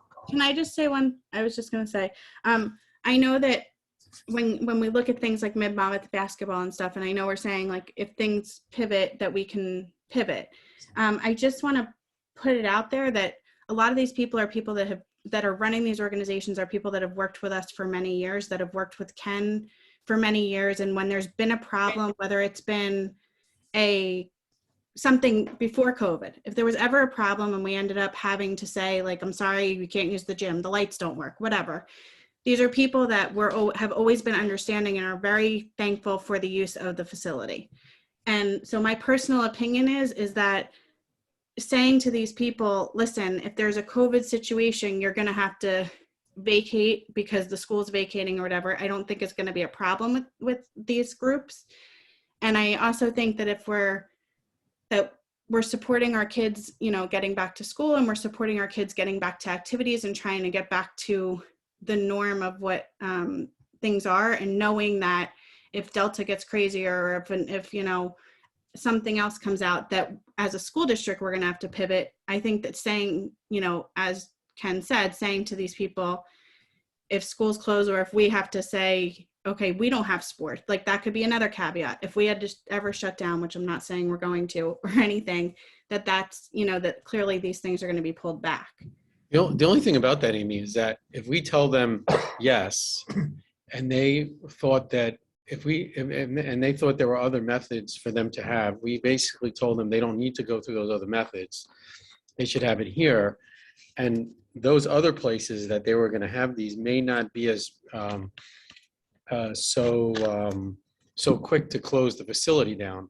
So by them committing to us, I don't know if that means that they decided they don't want to commit to something else that had much more flexibility and would not close as. Right, but as that's soon. where no, I understand that. That's where I'm saying that, as I was saying, that we've worked with these people. I think Ken can have a very frank conversation with each one of these groups that, Right. you know, And it comes with that caveat that, you know. and then they can decide, you know, they can. Yeah, then they have to make the decision from there. But I can certainly do that and even put it in my initial letter to Yeah, that'd them. be good. Yeah, I'm for that. But I mean, are you Can we saying like, also- is there because, any- I'm sorry, Sorry. I was just gonna say, is there any way that we can also say to them, you know, I know that if we had a classroom or something that had a lot of COVID cases, that we would do extra cleaning in that particular classroom. That I don't know if there's some way to say, like, if they get if they use the gym on Saturday night and they get notification that they have a ton of COVID cases, if they can maybe just, I don't know if we'd want to say, like, let us know, so that we have the ability to clean more, or, you know, or I guess you'd be doing the same cleaning anyway. That was back to Ms. Gilman. I know Ms. Gilman brought that up, but I didn't know if there's some sort of like notification if something happens. well, this came up with soccer last year, right? When we had our first cases from soccer, and wasn't there a conflict of sharing lists and privacy and? That wasn't in our buildings. This would be a requirement of the use of our Sure. facility. Okay, It still may not be easy to say, can you tell us to your get list them of to- who's, yeah. Right, give Not us a the list of. list, but if there's, Oh, I don't want a list. I just want to know. there's an outbreak. Yeah. I think the conversation last year with soccer was that people wanted to know individual players, and that's obviously not something that the Yeah. club was going to share. But if a basketball team has an outbreak, sure, we can require that they inform us, not the who, but the instance. So can we vote for the outside facilities tonight, Ken? Do you think that's? Yeah, we can split up the list any way you would like, and, yeah. And then direct you to kind of just talk to them and tell them what the situation is. Absolutely. And if they're still willing to apply, following our guidelines of extra cleaning, then maybe at the next meeting, we can vote for the inside use. Or could we do a contingency vote here to say that they do agree that they can use it? Because by the time we tell them it's, Actually. by the time we tell them it's We could look August at the numbers in 24th. 2 weeks too, when we, you know. When's our next meeting? Yeah, but that's the contingency. 24th? Yeah. Well, I mean, if the only contingency is me letting them know, then we can certainly approve them and let them know. And then if they decide not to utilize it, then they Yeah, pull then out. they We Okay. knock them off the calendar. So then Yeah. Raise this one up, Ken. when we're doing the vote. So should I make a motion? So why don't you make a motion then for that one item? Are there other things too? Are there other things to talk about? 8.11. You want to have other discussion first, or you want to move on this while we're fresh in the mind? Sure. Let's just move on this while we're Okay. talking about it. So it's just 8:11, Yeah. not 8:10. Right, so Correct. it's 8:11, but it's only, I mean, I marked which ones. If you want to maybe read the ones What that are you are. marking? No, I thought you said. Oh, no, you're right. I'm sorry. Yeah. My fault, my fault. It's all of them. We're doing Sorry, that right. sorry. It's getting old. I should retire. Oh, yeah. No, Slipping, buddy. no. Okay, so I will make a motion to approve 8.11 Board of Education. Can I just say that, 8.11? Yeah, because Use you're of facilities Yeah. for the attached memo. Okay, Second. second. Sorry, who was that? Mrs. Spiel? McGovern. McGovern? I think that was Mrs. McGovern. Okay. Ms. Beal, Yes. Skillman, Yes. Ms. Hayes, This is where I have a problem because I'm for outside, but not So no to indoor facility use at this moment. No, and I'll mark it in the minutes. Was your objection. Thank you. Ms. McGovern, Yes. Ms. Paralamas, Yes. Ms. Tellerico, Yes. Ms. Tortorella, Yes. Mr. Weinstein, Yes. and Ms. Fuller. Yes. Okay, the motion carries. And we could go back if there's any other discussion on the leases, the consulting agreements, anything that anyone didn't get to in those. I had a question on the chamber. Are they back? Are they back paying rent and everything? They are here. I did approach them about this. I have not heard back from them yet. They were having one of their board of, I forget what they call them, directors or meeting, and she said that they would discuss it and they would get back to me. I've not heard back from them yet, so before our next discussion on this, I hope to know what they're doing. The intention would be that they're going to pay rent. Do we have to send, Yeah, do we just- have to send Now the they're collector? No, because Moratoriums on evictions was lifted. well, if the board remembers the last time, the last time you approved the rent forgiveness, it came with the caveat, and I made it clear to them that this, we expect, this is it, right? So that's where we are with I'm them. gonna have to go down there. All right. Any other discussion for anything under financial management? I just have a Yeah. question. Oh, I'm sorry. No, go ahead. I just have a question about Camp David. David, Ken, do you know, because I know it says in the lease that they can only have no more than 480 students on the premises. And I don't know that they're anywhere close to that, but I just know, I feel like with more and more people moving down, that number may increase at some point. Yeah, that would certainly be something that would increase, and I think the language actually says at any one time, because they do a lot of, overall, they definitely have more than that, but they do a lot of trips, so they don't have the students at any one time, and that's why the language is like that. But that number will definitely increase when I'm sitting down and going over it with them. So that's absolutely, that number will increase. But they do a lot of offsite, whether it's Great Adventure or bowling, and they do day trips. So when that number increases, I would assume that would be also the ability to increase the cost for them. Yes, They're you're right. increasing And so the many people. specific costs absolutely will go up. As the board may know, if you read in, it's about 240,000 and change right now, I believe. So and what we have been doing in the past is at least a 2% increase that matches our cap. Yeah, so this way it keeps this part of the revenue, which is a big chunk of revenue for us, and basically finances 3 to 4 teachers a year. Is it easy? No, absolutely not. It's not easy for a lot of different people. Custodial wise, teacher wise, administration at the intermediate school, and so on. But it's something that we've done for over 30 years now. And they've been, and they know it's a camp atmosphere. So there are always issues, but they have been responsive whenever we call over there and say, you got to do this or you got to do that, that they do as best they can. And to be honest, the camp at the town camp isn't perfect. It's a camp atmosphere, so it can be difficult, but it's that alternative revenue is something that it's not easy to come by, and that many districts, don't receive that much money by doing this, and just adding it up, just like. Because I have a little spreadsheet of what it's been for the since 2002 when I came in here, and it was over $4 million. It basically has been back to the taxpayers, so it's a good thing. But it's not easy. So we know that, and we've talked about this. I know Denise has been.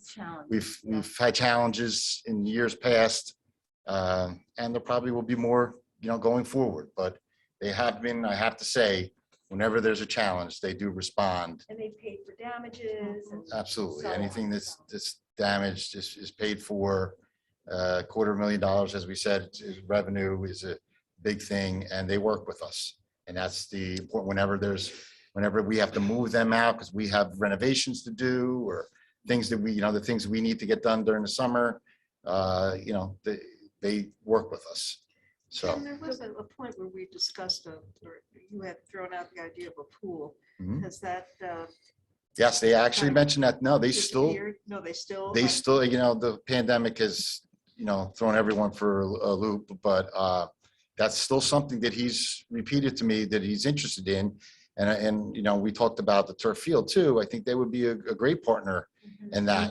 They did, if you remember, they put in $20,000 towards the playground over there. So they're a willing participant in anything. Turf field would be a great example that we could lean on them for a pool in the future. That's a much bigger thing that they've, discussed with us. And The Meadowlands comes to Ocean Township. Yeah. We got a indoor pool. right. Ski lift. We might be right. trying to host the Olympics. We'll be one of the outside I was facilities. just gonna say, it's gonna be more like Neptune. What about the prior discussion with the soccer club and the fields? Does Camp David use those fields? I'm sorry, say it again? The Sure. Soccer fields. Sure, Yeah, sure. so can we get them in on this? Absolutely. deal? Yep. Yep, absolutely. Would we consider increasing more than 2%?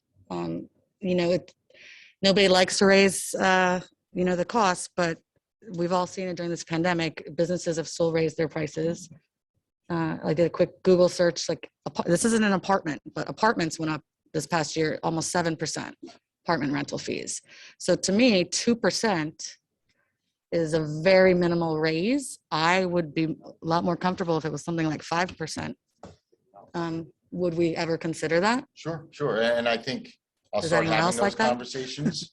And then that would be something in executive session as far as a negotiation that we would talk about at our next meeting. And then we can and then I can go back to them and try to finalize monetarily exactly where we would be. So we can definitely have that.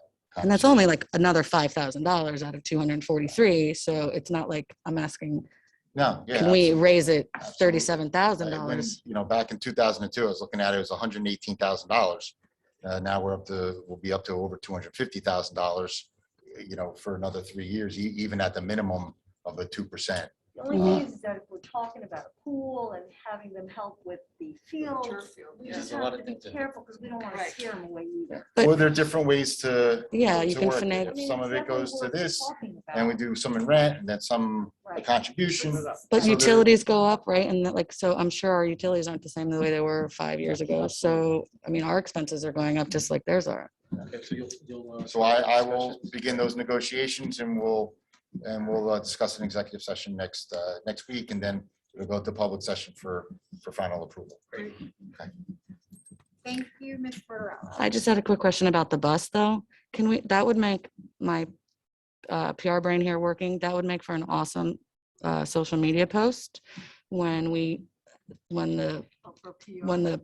fire department, I guess, stages when they take down that bus. Not only is it like a sustainability measure, we're repurposing the bus, but I think that could be like, if we could request pictures or to be there. Sure. I think that would be an excellent It's a great idea. PR post. All right, I'll talk to them and see. Yeah, maybe they can give us a date. I'd love to go watch. Yeah. Oh, yeah, that's cool. Thank you, Ms. Tortorella. Instruction, education, student activities, Ms. Gilman? Yes, Ms. Fuller, there are 9 items for discussion and action for this evening under instruction, education, and student activities.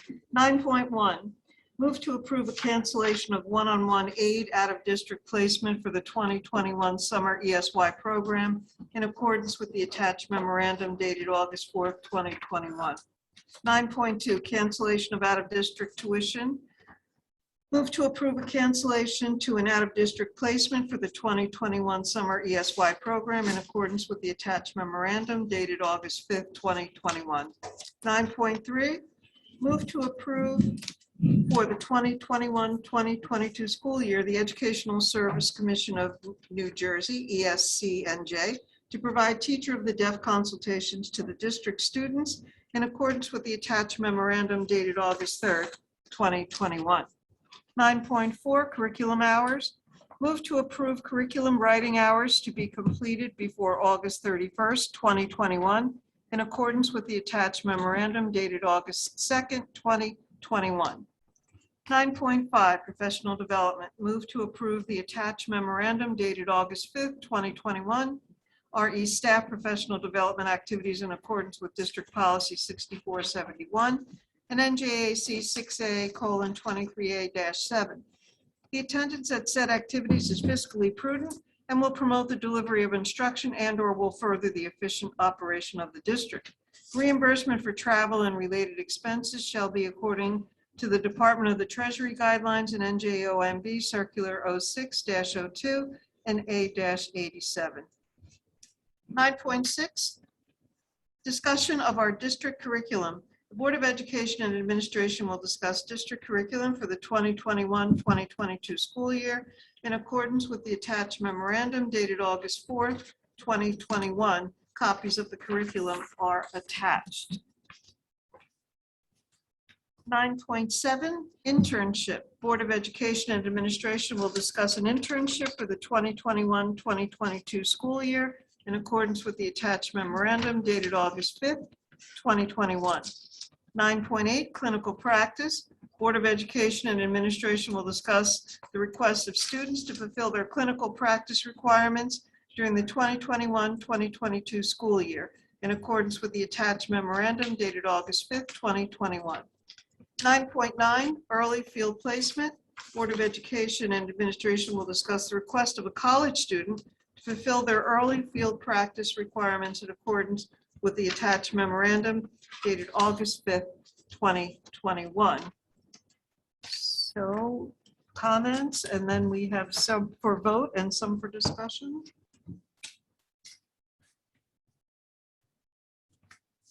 If I may comment on just one, most of them are, I think, pretty self-explanatory, straightforward. Just, obviously there's a lot of curricula on there, and you see that. That's necessitated primarily by updated New Jersey student learning standards, which many of which have the implementation of which has been put off until next year, but we started that process, and so we're really ahead of the game. And part of that, of course, would be we are going through the CUSAC process this year, and that is part of what the responsibilities are. So so once again, we'll be ahead of the game there. But normally, I mean, we have curriculum writing every year. This is much more than normal, but that's why that's the case. Just a comment about that. I was just reading some of them randomly. May I sign up for French 4, Makerspace, and Voice Studio? At the same time. At the same time. Can I audit those classes? Sure, of They are course. Incredible curriculums. But you can't do it virtually. You actually have to come in person. Good, I'll show up. Okay, very good. Absolutely. I would love to audit a lot of our classes, but Yeah, they're just incredible. great. All right, any other questions or comments? If not, we can go to move 9.1 through 9.5. Move to approve 9.1 to 9.5. Yeah, I'm sorry, was there a second? Okay. Mr. Rello. Okay, so 9.1 through 9.5. Mrs. Beal? Yes. Mrs. Gilman? Yes. Ms. Hayes? Yes. Mrs. McGovern? Yes. Ms. Paralamas? Yes. Ms. Telerico? Yes. Ms. Tortorello? Yes. Mr. Weinstein? Yes, but I should probably recuse myself from 9.7 due to my affiliation with Monmouth University. I should probably- 9.7. Was that discussion? That's only discussion. 9.7 was Yeah, it's I the, thought you were trying to get all these. no, just the No, 9.5, we can do so, those next time. yeah, on the 24th, you'll. Oh. So nothing in 9.1 through 9.5? Okay. And Ms. Fuller? Yes. Okay, the motion's carried. Thank you, Ms. Gilman. Moving to personnel, Ms. Paralamas. Yes, I have 10 motions here. I'd like to approve items 10.1 through 10.10. Do I have a second? Second. Mr. Janaro? Okay. Mrs. Beal? Yes. Mrs. Gilman? Yes. Sure. Did you want to recuse Sounded yourself? like- Hey, You wanna think about it? Did you want to recuse yourself from 9.7 also? Opportunity to make a comment on Ms. McCarthy's letter. So, but I don't know if this is the time, so I will wait till after the vote. Okay. Ms. Hayes, Yes. Mrs. McGovern, Yes. Ms. Farlamas, Yes. Ms. Tellerico? Sorry, I didn't. Christiana, are you there? Yes. It's a yes? Yes, Okay. yes. Ms. Tortorella, Yes. Mr. Weinstein, Yes. and Ms. Fuller. Yes. Okay, the motion carries. Mrs. Gilmore, would you like to say something? Can I?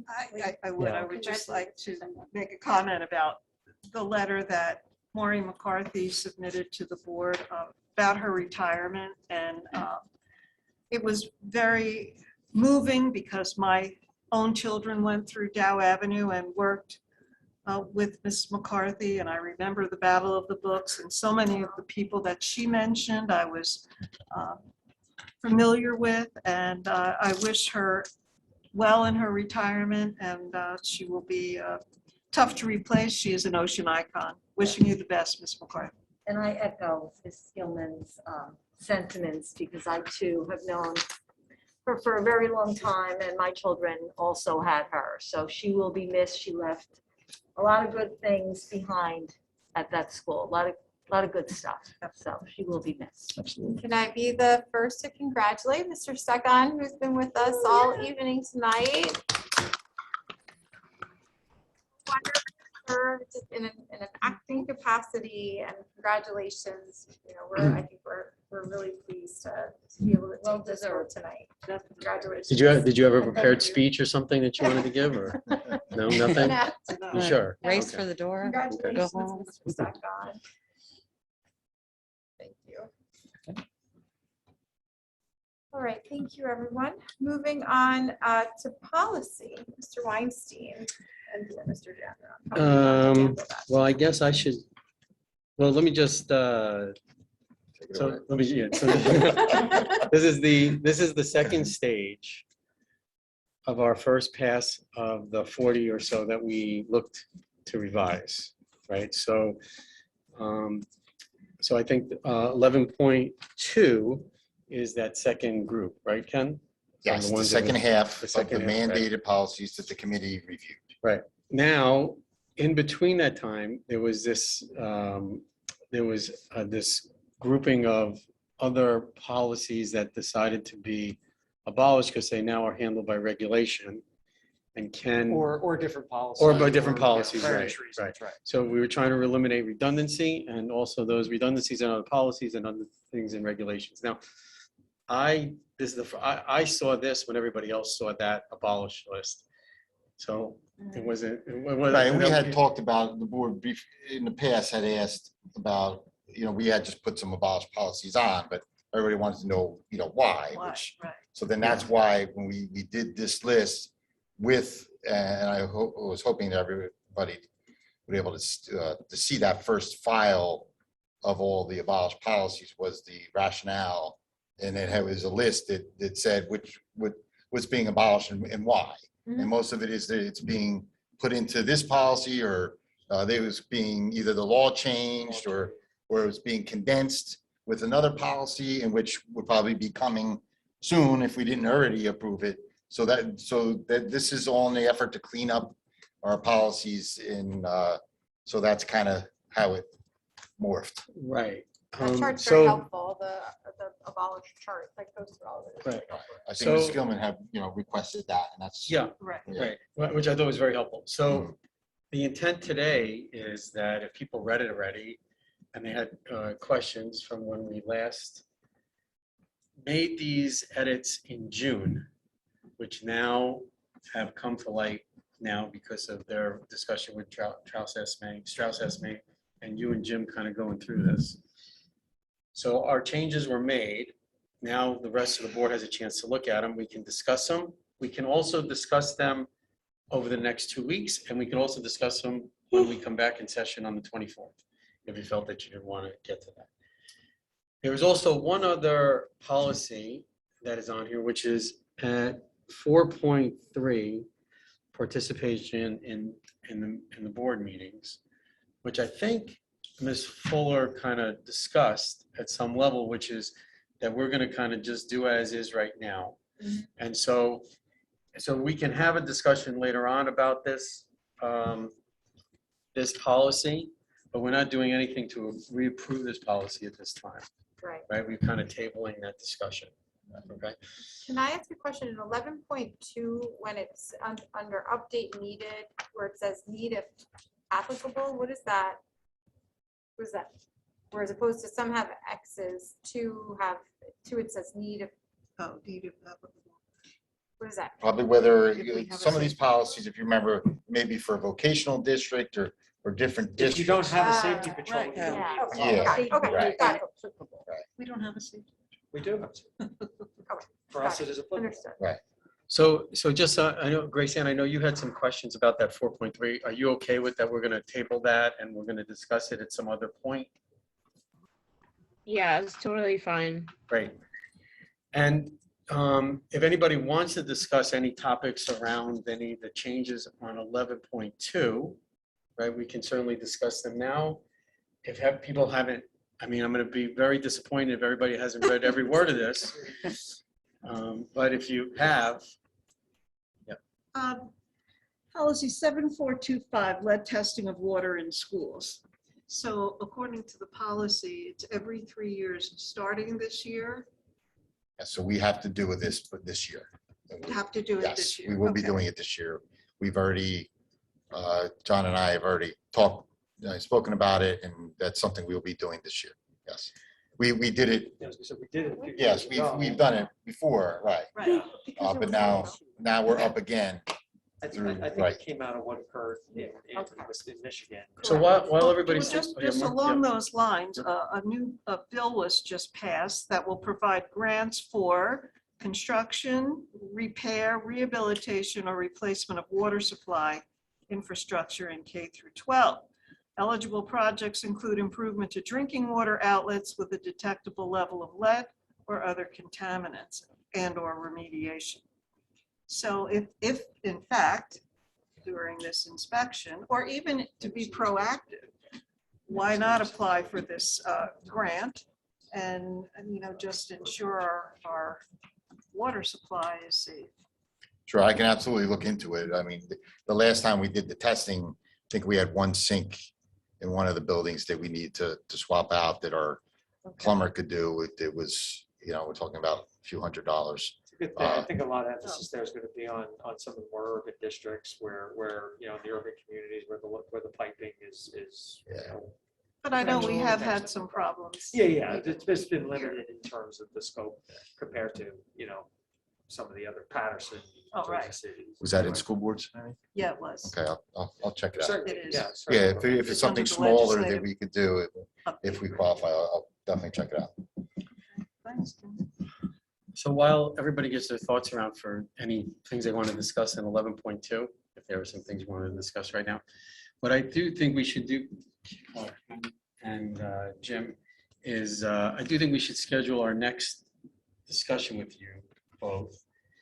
And I think it would be wise to do that sometime before the 24th, just to make sure if there's anything that we had about any of these policies 11.2 that we looked at with a finer tooth comb, we can talk to that prior. Also, any points that anybody on the board wants to send me on emails and discussion points, you can do that to me as well. And you can feel free to copy Irene and Grace Ann.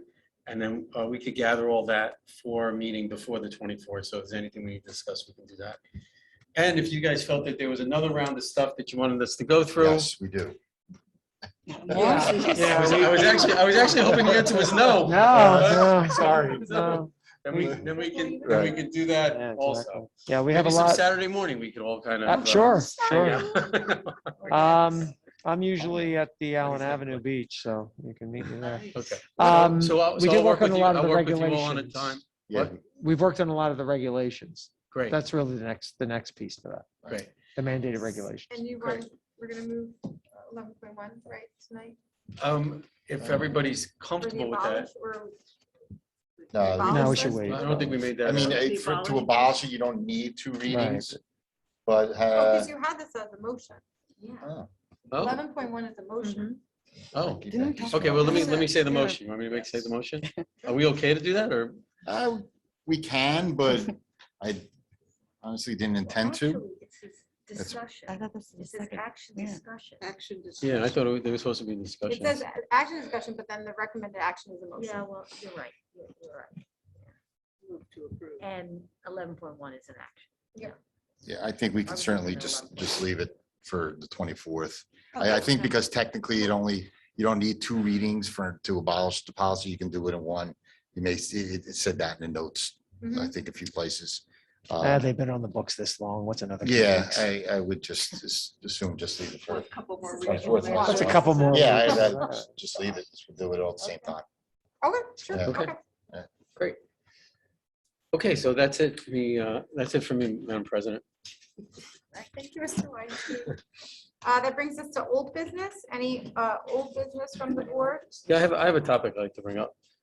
So when we had the meeting minutes read last meeting, I think Alex talked a little bit about that. She thought that the meeting minutes should be more expansive, right?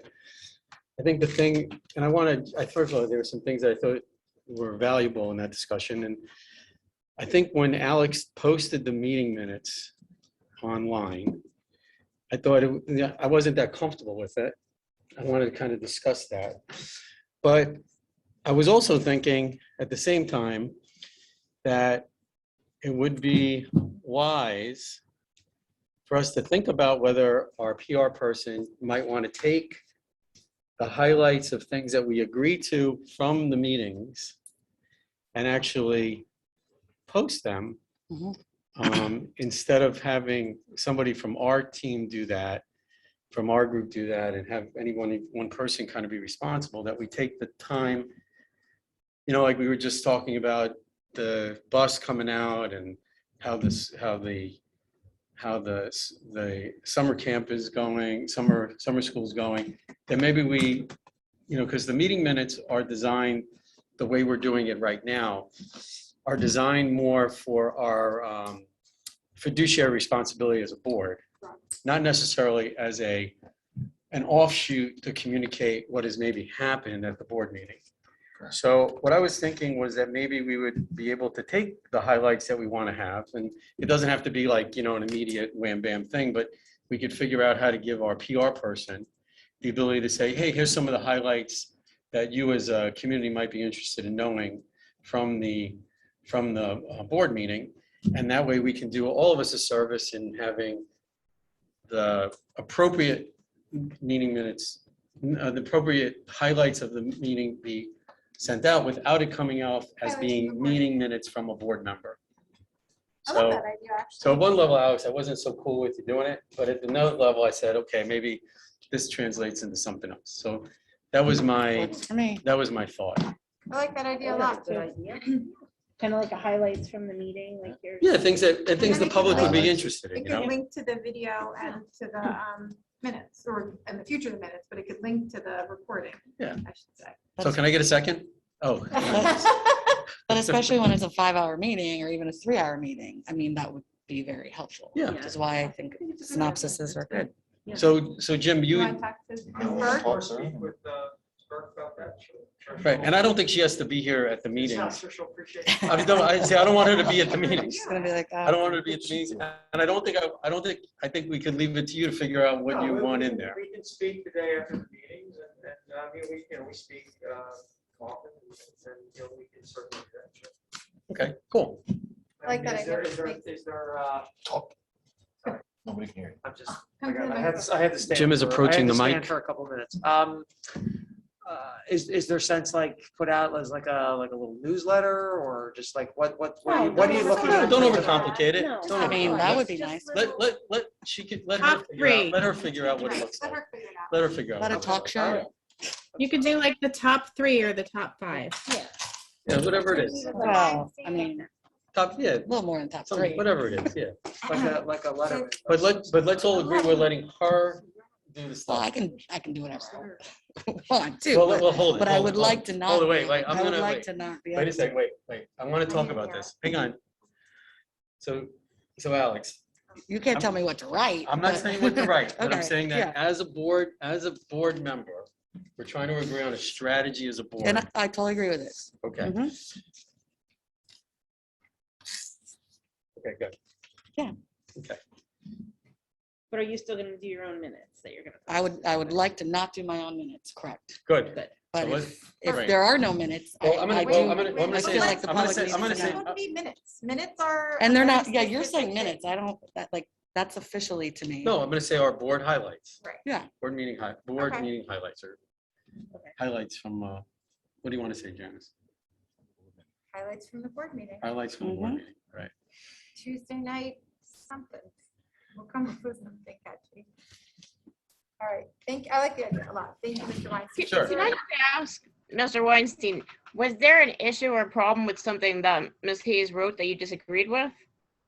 I actually was more the fact that I don't think that this is, I'm not interested, this board is supposed to act as a board entity. And when it acts as individuals, I think it takes away from us, our board as an entity. I don't think any one person should be in front of the board or behind the board. I think we're all supposed to be kind of on the same starting line and the same finish line. So I thought it wasn't appropriate to do that. But, I was trying to be reflective on what was actually going on and what a better course could be. But that was my feeling. So I don't think somebody should be in front of the board or behind the board. We should all be kind of viewed as one board. That's why we all have one voice. That's why we all have one vote. No one member has any more influence in a vote than anyone else. And I didn't want that. I don't think it should be played out in social media otherwise. Was she putting her opinion in this post? Because she's just doing a summary. Look, of- Grace Ann, the way it came can off to watch. me, the way it came off to me is somebody was speaking for the board. And I think we just have to be careful because everyone's recollection of a meeting might be different. There at times have been inaccuracies and things that people have posted, incorrect dates, incorrect information, right? And I think we want people to assume what the board members are putting out there is an accurate reflection. I think that coming from the administration as a recap of the board meeting is probably the best way to avoid that, in the future. Well, and my motivation is always transparency. And I think I'm pretty transparent on my page about, and I follow the Ethics Commission's three-pronged statement of this is my personal, I don't speak on behalf of the Board of Ed, and I was not authorized by the Board of Ed. So, I mean, I think if we had greater transparency and greater like minutes or highlights, that would be awesome. And then I wouldn't feel that, parents who work and can't come to these meetings and who appreciate my synopsis sometimes, I don't do it all the time. It's when I have time at 2:00 in the morning when I'm up. The motivation, like I said, was just transparency and to keep the public aware. Right, so. And we have a right to express our a opinions. strategy we can't going forward. Agreed. Cool. Any other old business from the board? When you spoke about the start of the school year, Dr. Stefanowicz, can you give any numbers, if you know, not specific numbers, but do we have any figures on enrollment? Like, have we gotten a lot of people who have pulled their kids, people have moved? Do you have any sort of measure? No, I mean, I can tell you what our incoming kindergarten class, and we get enrollment into kindergarten. We usually Like use up to last kindergarten as day. as the Yeah. gauge, right? So we're about where we've been at this point. I checked it maybe a week or two ago was the last time I checked it. So we were consistent with where we've been the last couple of years. It fluctuates a little bit. Kids who we thought were going to show up don't show up. Vice versa. Kids we didn't expect come. So that's why that official count is October 15th, and that's when that's the snapshot that we take. So I think as we have our first week of school, I'll have more definitive information on that. But for right now, we're not seeing necessarily any significant. I mean, every year we've been losing about 100 kids on average. Our graduating classes are more than our incoming kindergartens, so that's been consistent, and that's still happening. So we will lose kids from last year to this year. Usually it's just a question of how many. And you mentioned the letter was going out tomorrow. Is that what you said? That's my intent? plan. That's my plan. What about This week? Certainly this week. And what about the letters not like who's your teacher, but, you know, like pre-K and kindergarten packets. There's been some chatter about, you know, parents, especially post-pandemic. Yeah, They don't really know what's going it should on. be, we're rolling over our system, I think by the end of this week, so that should be, are you talking about the elementary level? Yeah, I'm sorry. Usually that's the week or so before school starts. I mean, yeah, not just There was some chatter about orientation. People about not knowing orientation. Okay. When orientation comes, when orientation is. Well, let's ask our elementary principals. They're there. Do you guys have a timeline on when that's going out? Victor looks Jim, like. that stuff is in the opening letter. Okay. That, is mimicked, for all three of our buildings. Now we could discuss that tomorrow. Yeah, we have a meeting tomorrow, so we can talk the timeline on that. Or we can, we could send something out to the preschool and kindergarten. We'd have to email that, way ahead of time, unless we want to send this all out that last week of August. In the 20s. Remember, you have a board meeting where you have a number of people that are going to be hired for some of these positions. So we would hate to send a letter out or a parent to open up August 20th or so, seeing a no name, because we're still hiring people. So we got to crystallize that. Sorry, I don't think the question is clear. The question is not who the teachers are. Some people that are new to the district, whether because they just moved here or because they have a pre-K or kindergartner, they don't know when orientation is, and they're expressing some anxiety about that, not knowing when do they need to show up. And I Some of think the the question basics. is, does that information go out in the same letter as who the teacher is? We're not questioning, at least I'm not questioning when the teacher letter goes home. That's fine. It's more, when do we notify people that, like I know so I have an incoming fifth grader. We put the message out a couple of weeks ago. We had a month's notice that when orientation is. So when does the information go out to incoming pre-K and K students about orientation specifically? Right, that's in that opening day letter that would go out probably somewhere in the early 20s. But again, if we have everything, once the rollover happens and we have everyone's email, we could send a save the date. Now I put that in my newsletter in June.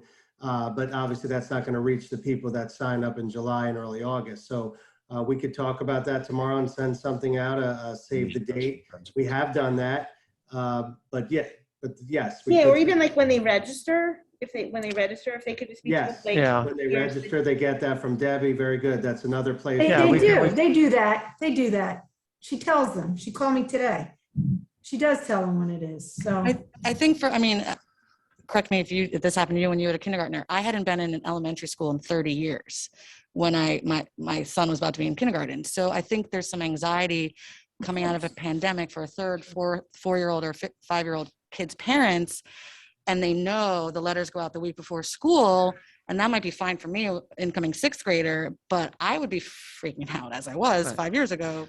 I think there's just been some chatter of parents that they would love to know a little bit more early. And we can certainly talk about, a couple things. One, the fifth grade orientation is typically in the spring. This is very new this year, so they put out a save the date, and we have been talking about that. Obviously this is the first we're hearing that this is an issue right now, so we can certainly address that. It just came up this week. Yeah, and that's fine. And once again, I will, instead of being anxious and sitting there, it is a simple phone call to the school to say, hi, when is the preschool orientation and when am I going to find out more information? I know. That is always, something we would encourage people. I don't get involved in it. Yeah. But I want to, I certainly am, I'm not suggesting, something could be on a calendar somewhere. Absolutely. Somebody should be able to look on our calendar and see that it's there. I agree with that 100%. But, I do get frustrated sometimes when we have these conversations when a phone call quickly to the school could answer a question. And I feel like that is almost like a lost art anymore, and that's a shame, People think, oh, let me grab my phone and post it and 10 people will chime in. Right. I'm not saying Yeah, I you're got you. wrong, I got it. but Right. Part of the phone call is. Right. I got you. It's true. It's true. that we will discuss this tomorrow and we'll get something there. At the Jim, very one- least, one- we'll get it. We can get it on the website. We can get it on the website, as you know, is to say, here's the, you know, that. fantastic. Like, That we it- can it's do. a- It's a, it would be nice, not like a Yeah. Mr. formal Milano, request. if you wanted to say something, Mr. Milano. Yeah, the other thing was that, you know, one thing lost in all this is that we used to have a kindergarten skills checkup in May or early June, and we would meet a lot of the parents and kids and alleviate that concern there, and we would tell them when that was. Well, we lost that, but now, you know, some of these things are coming back to me because I forget what I did in June. But we did send something out to all the people who had been signed up in June and July. And Denise Palea just brought up a great thing that, you know, when Debbie Anicelli signs somebody up, she tells them. So I think we're pretty good with what we're doing. And, you know, when I'm in the building, once in a blue moon, I'll hear a phone call and Mel will answer it. So, you know, I think we've covered it, but, you know, we can send a blast out, a reminder or whatever, if that's something that you feel we should. I think if we just make sure it's on our district calendar that's on the website, at the very least, you know, somebody can access that and have an idea and go from there. So that's, you know, I think that's an easy fix moving forward. Thank you. Yep. Any other We're on old business. now. old We're gonna- business? Yeah. Oh, well, I don't know if this is old. Did we have many parental requests for grade repetition this year? No. Because I know parents were given the ability to say repeat. To request, kindergarten, not, to you know, we request. had to approve it. No, we had, you know, one came to me. I can only speak to one. But no, you know, there was not a significant, and that had nothing to do with the pandemic. It was for another issue. So no, we did not have a lot of, you know, requests in that. Any new business from the board? Some new business. Ms. Furlong? Just something quick. I got an email this morning from Mrs. Hudson.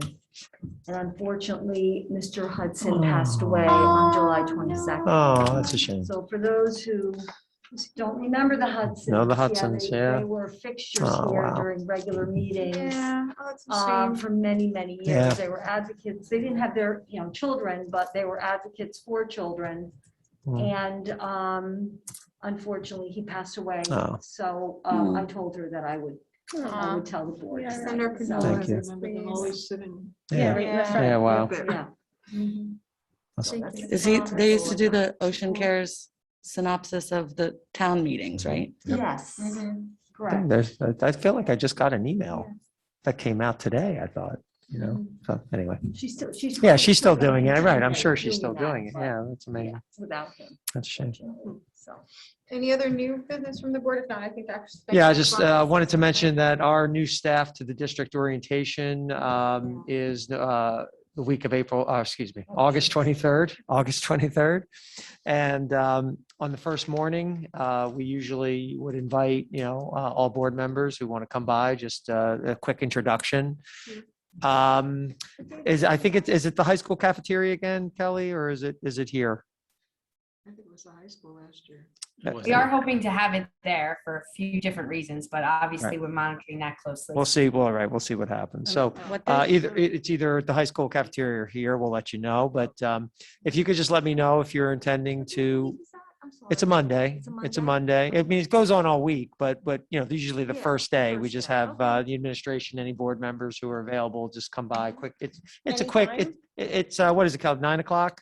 It's 8 9 o'clock introductions, and I was planning to create a Zoom link in case anyone wanted to say hello virtually. There you go. So as not to crowd that room. It is beneficial for the new employees to be in that building where they can see personnel Right. as they need to, and benefits during our breaks. So I found that to Technology. be somewhat problematic last year. So thinking outside of the box, I'd like to have the new teachers, but if we had some of the guests or the greetings remotely, that might help the Sure. space. But, you know, all still, you know, we're watching it closely.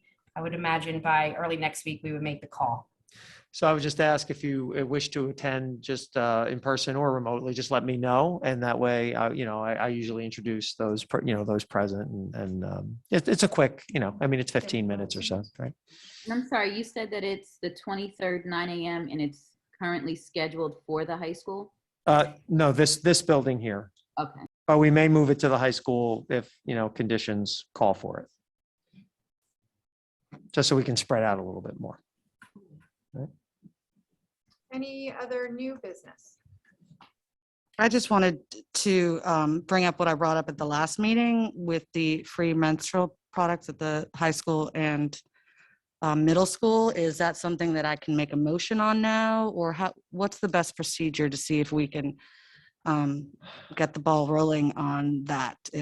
Is this the No, I mean, proper venture? we or wanted to be what's the able, word? we did want to be able to, kind of discuss with our nurses and I wanted to discuss a little bit more with the administrators because, there were concerns brought up to some of the things we talked about. So I think we'd like to have an implementation plan, and then I think we can have that in the next couple of weeks. I might have to wait for our nurses to get back, but I think we could do something relatively quickly and then be able to see how we want to proceed. Certainly, once our nurses get back and we can have that conversation. Is that something that needs to be board approved or something, or is that something that is like Well, I petty mean, if it's cash? a donation of, Kenny, what do you think? I mean, if it's a donation of materials, usually we would approve those donations. I don't know if it's a Well, some of it donation. may be a donation. Usually dispensers, many times there is no cost for dispensers because you're buying the product that only fits in those dispensers. So I'd have to look at it. I did have our director of facilities look at some of our custodial supply companies, and they gave him information on, and I'd have to compare it. I mean, once if it's a go, it's a normal custodial supply. It's nothing. If we decide we're going to go with it, I don't think it would be, it could be a quick turnaround. I just want to, logistically, I want to make sure that, like I said, there were some concerns brought up about it, being in the restrooms. That's why we have the nurses distribute things right now. So, we just want to talk about logistics and how we want to carry some of that out. So, I think, by the end of the month or certainly the early September meetings, we should be able to finalize how we want to go about Okay, it. cool. But it doesn't have to affect the budget, like you said, Ken. It's not No. like this massive No, it's not a massive ordeal in order to make it Yeah, happen, and we already correct? purchase a lot of the products. Right. It's just giving them out in a different Yeah, I think manner. the question is just to ensure, equity and distribution. I think once again, I think the main concern was some of the after school and Yeah. when the nurse is not there and having that accessibility. I mean, there's locker rooms, there's the athletic trainer, there's certainly people still around, but we want to make sure everybody's on the same page. Middle school and high school. Cool, thank you for the update. Any other new business? If not, we'll go to our second public comment session. If there's anyone here in the building who would like to make a comment or ask a question, please come to the podium. And if you're participating virtually, please send a message to the help desk. All right, no one in person. Ms. Conway, is there anyone in the queue from home? And I apologize, I lost one contact, so I can only half see. Madam President, yes, there's one commenter and it's Sandy Abdelaziz. Thank you. Please go ahead, Sandy. Hi, can you hear me? Yes, go ahead. Thanks. I don't know if I missed it. Was there an update on the paving of the high school parking lot? Not this, no, Mr. General spoke about it last week, or last time, I'm sorry. What's today? I think, is it tomorrow or the day after? It's this week. Is that the question? Yeah, like, did they say how long it's gonna take? I think it's two days, I believe. I believe it's 2 days. Okay. Yeah, the people have to, I know all the coaches were notified. People will have to park up front and walk around to the back while they're doing the paving. Yeah, no, we just need to get into the barn. I just want to make sure that we know that. Okay. If you shoot me an email, I can give you the exact dates and. Okay. Okay. Sounds good. Thank you. And Dr. Stefankowitz, I know it's probably a super early question to be asking, but as of right now, does football season and marching band season and all that look, and like the snack bars and all that look fairly okay? Yeah, I mean, we are very hopeful that we will be able to, have, all of our normal operations in that regard. I mean, I will say that, the homestand thing, gives me a little bit of concern. That doesn't mean we wouldn't have home guests. I just think about like the student section and how they love to cram together there. And then, but we'll you know, we do certainly anticipate having, you know, band and having you know, spectators and all that. But you know, there may be, I mean, yeah, you know, it's good. There's no way we're going to be able to police, you know, like stand 3 feet apart, kids. But you know, we may have to address it a little bit. Maybe we'll close off like a row or something between. I don't know. We'll see. I mean, we'll just have to look and see what the conditions are at that time. But we're committed, you know, to spectators and as close to normal operations as we possibly can. Well, if I could put in a request to allow the band to sit up in the stands again, that would be fantastic, because they were pushed way off to the side and out in Timbuktu land last year. Yeah, I think if we can do that, you know, we certainly can work to make that happen. I think, like I said, I think my biggest concern, and I hate it because I love that student section. It's awesome, right? But it's just so many kids right on top of one another for a very extended period of time. It gives me a, you know, it's a little concern. I'm not saying we're not going to have it. I'm just saying that it's something we'll have to see how things progress as it gets a little closer. Well, keep in mind that it is outdoors and there is no outdoor mask mandate too. No, well, we're not talking about masks. It's just, you know, it's the proximity piece. You know, they're just, yeah. You've seen I it, get Sandy. You know, it's just. I know. We're just right on top of one another. You know, like the other parts, they can spread out. People can spread out a little bit. Right there, the kids love being, you know, they love being like, you know, right there, and that's part of what makes it awesome, right? But you know, it also is that a little bit of concern. But actually, you could argue it's no worse than what the people on the field are doing. So we'll see. Okay. Well, thank you. Thanks, Sandy. Ms. Conway, is there anyone else in the queue? Yes, there is. There's one more person in the queue, Carolyn Stack, Madam President. Thank you. Go ahead, Ms. Stack. Please go ahead. Hi, can you hear me? Yes. Oh, great. Hi. I just wanted to, I guess, maybe just comment on that pre-K and K communication that was just brought up. I think, you know, and I certainly remember just 2 years ago being a new K parent to the district and having a lot of that similar anxiety. Of course, you know, we know when the orientation is going to be, but you know, not knowing when will I get my teacher assignment, not knowing when will I get the assignment about the bus, what happens at kindergarten orientation, do we meet the teacher, do the kids meet the teacher?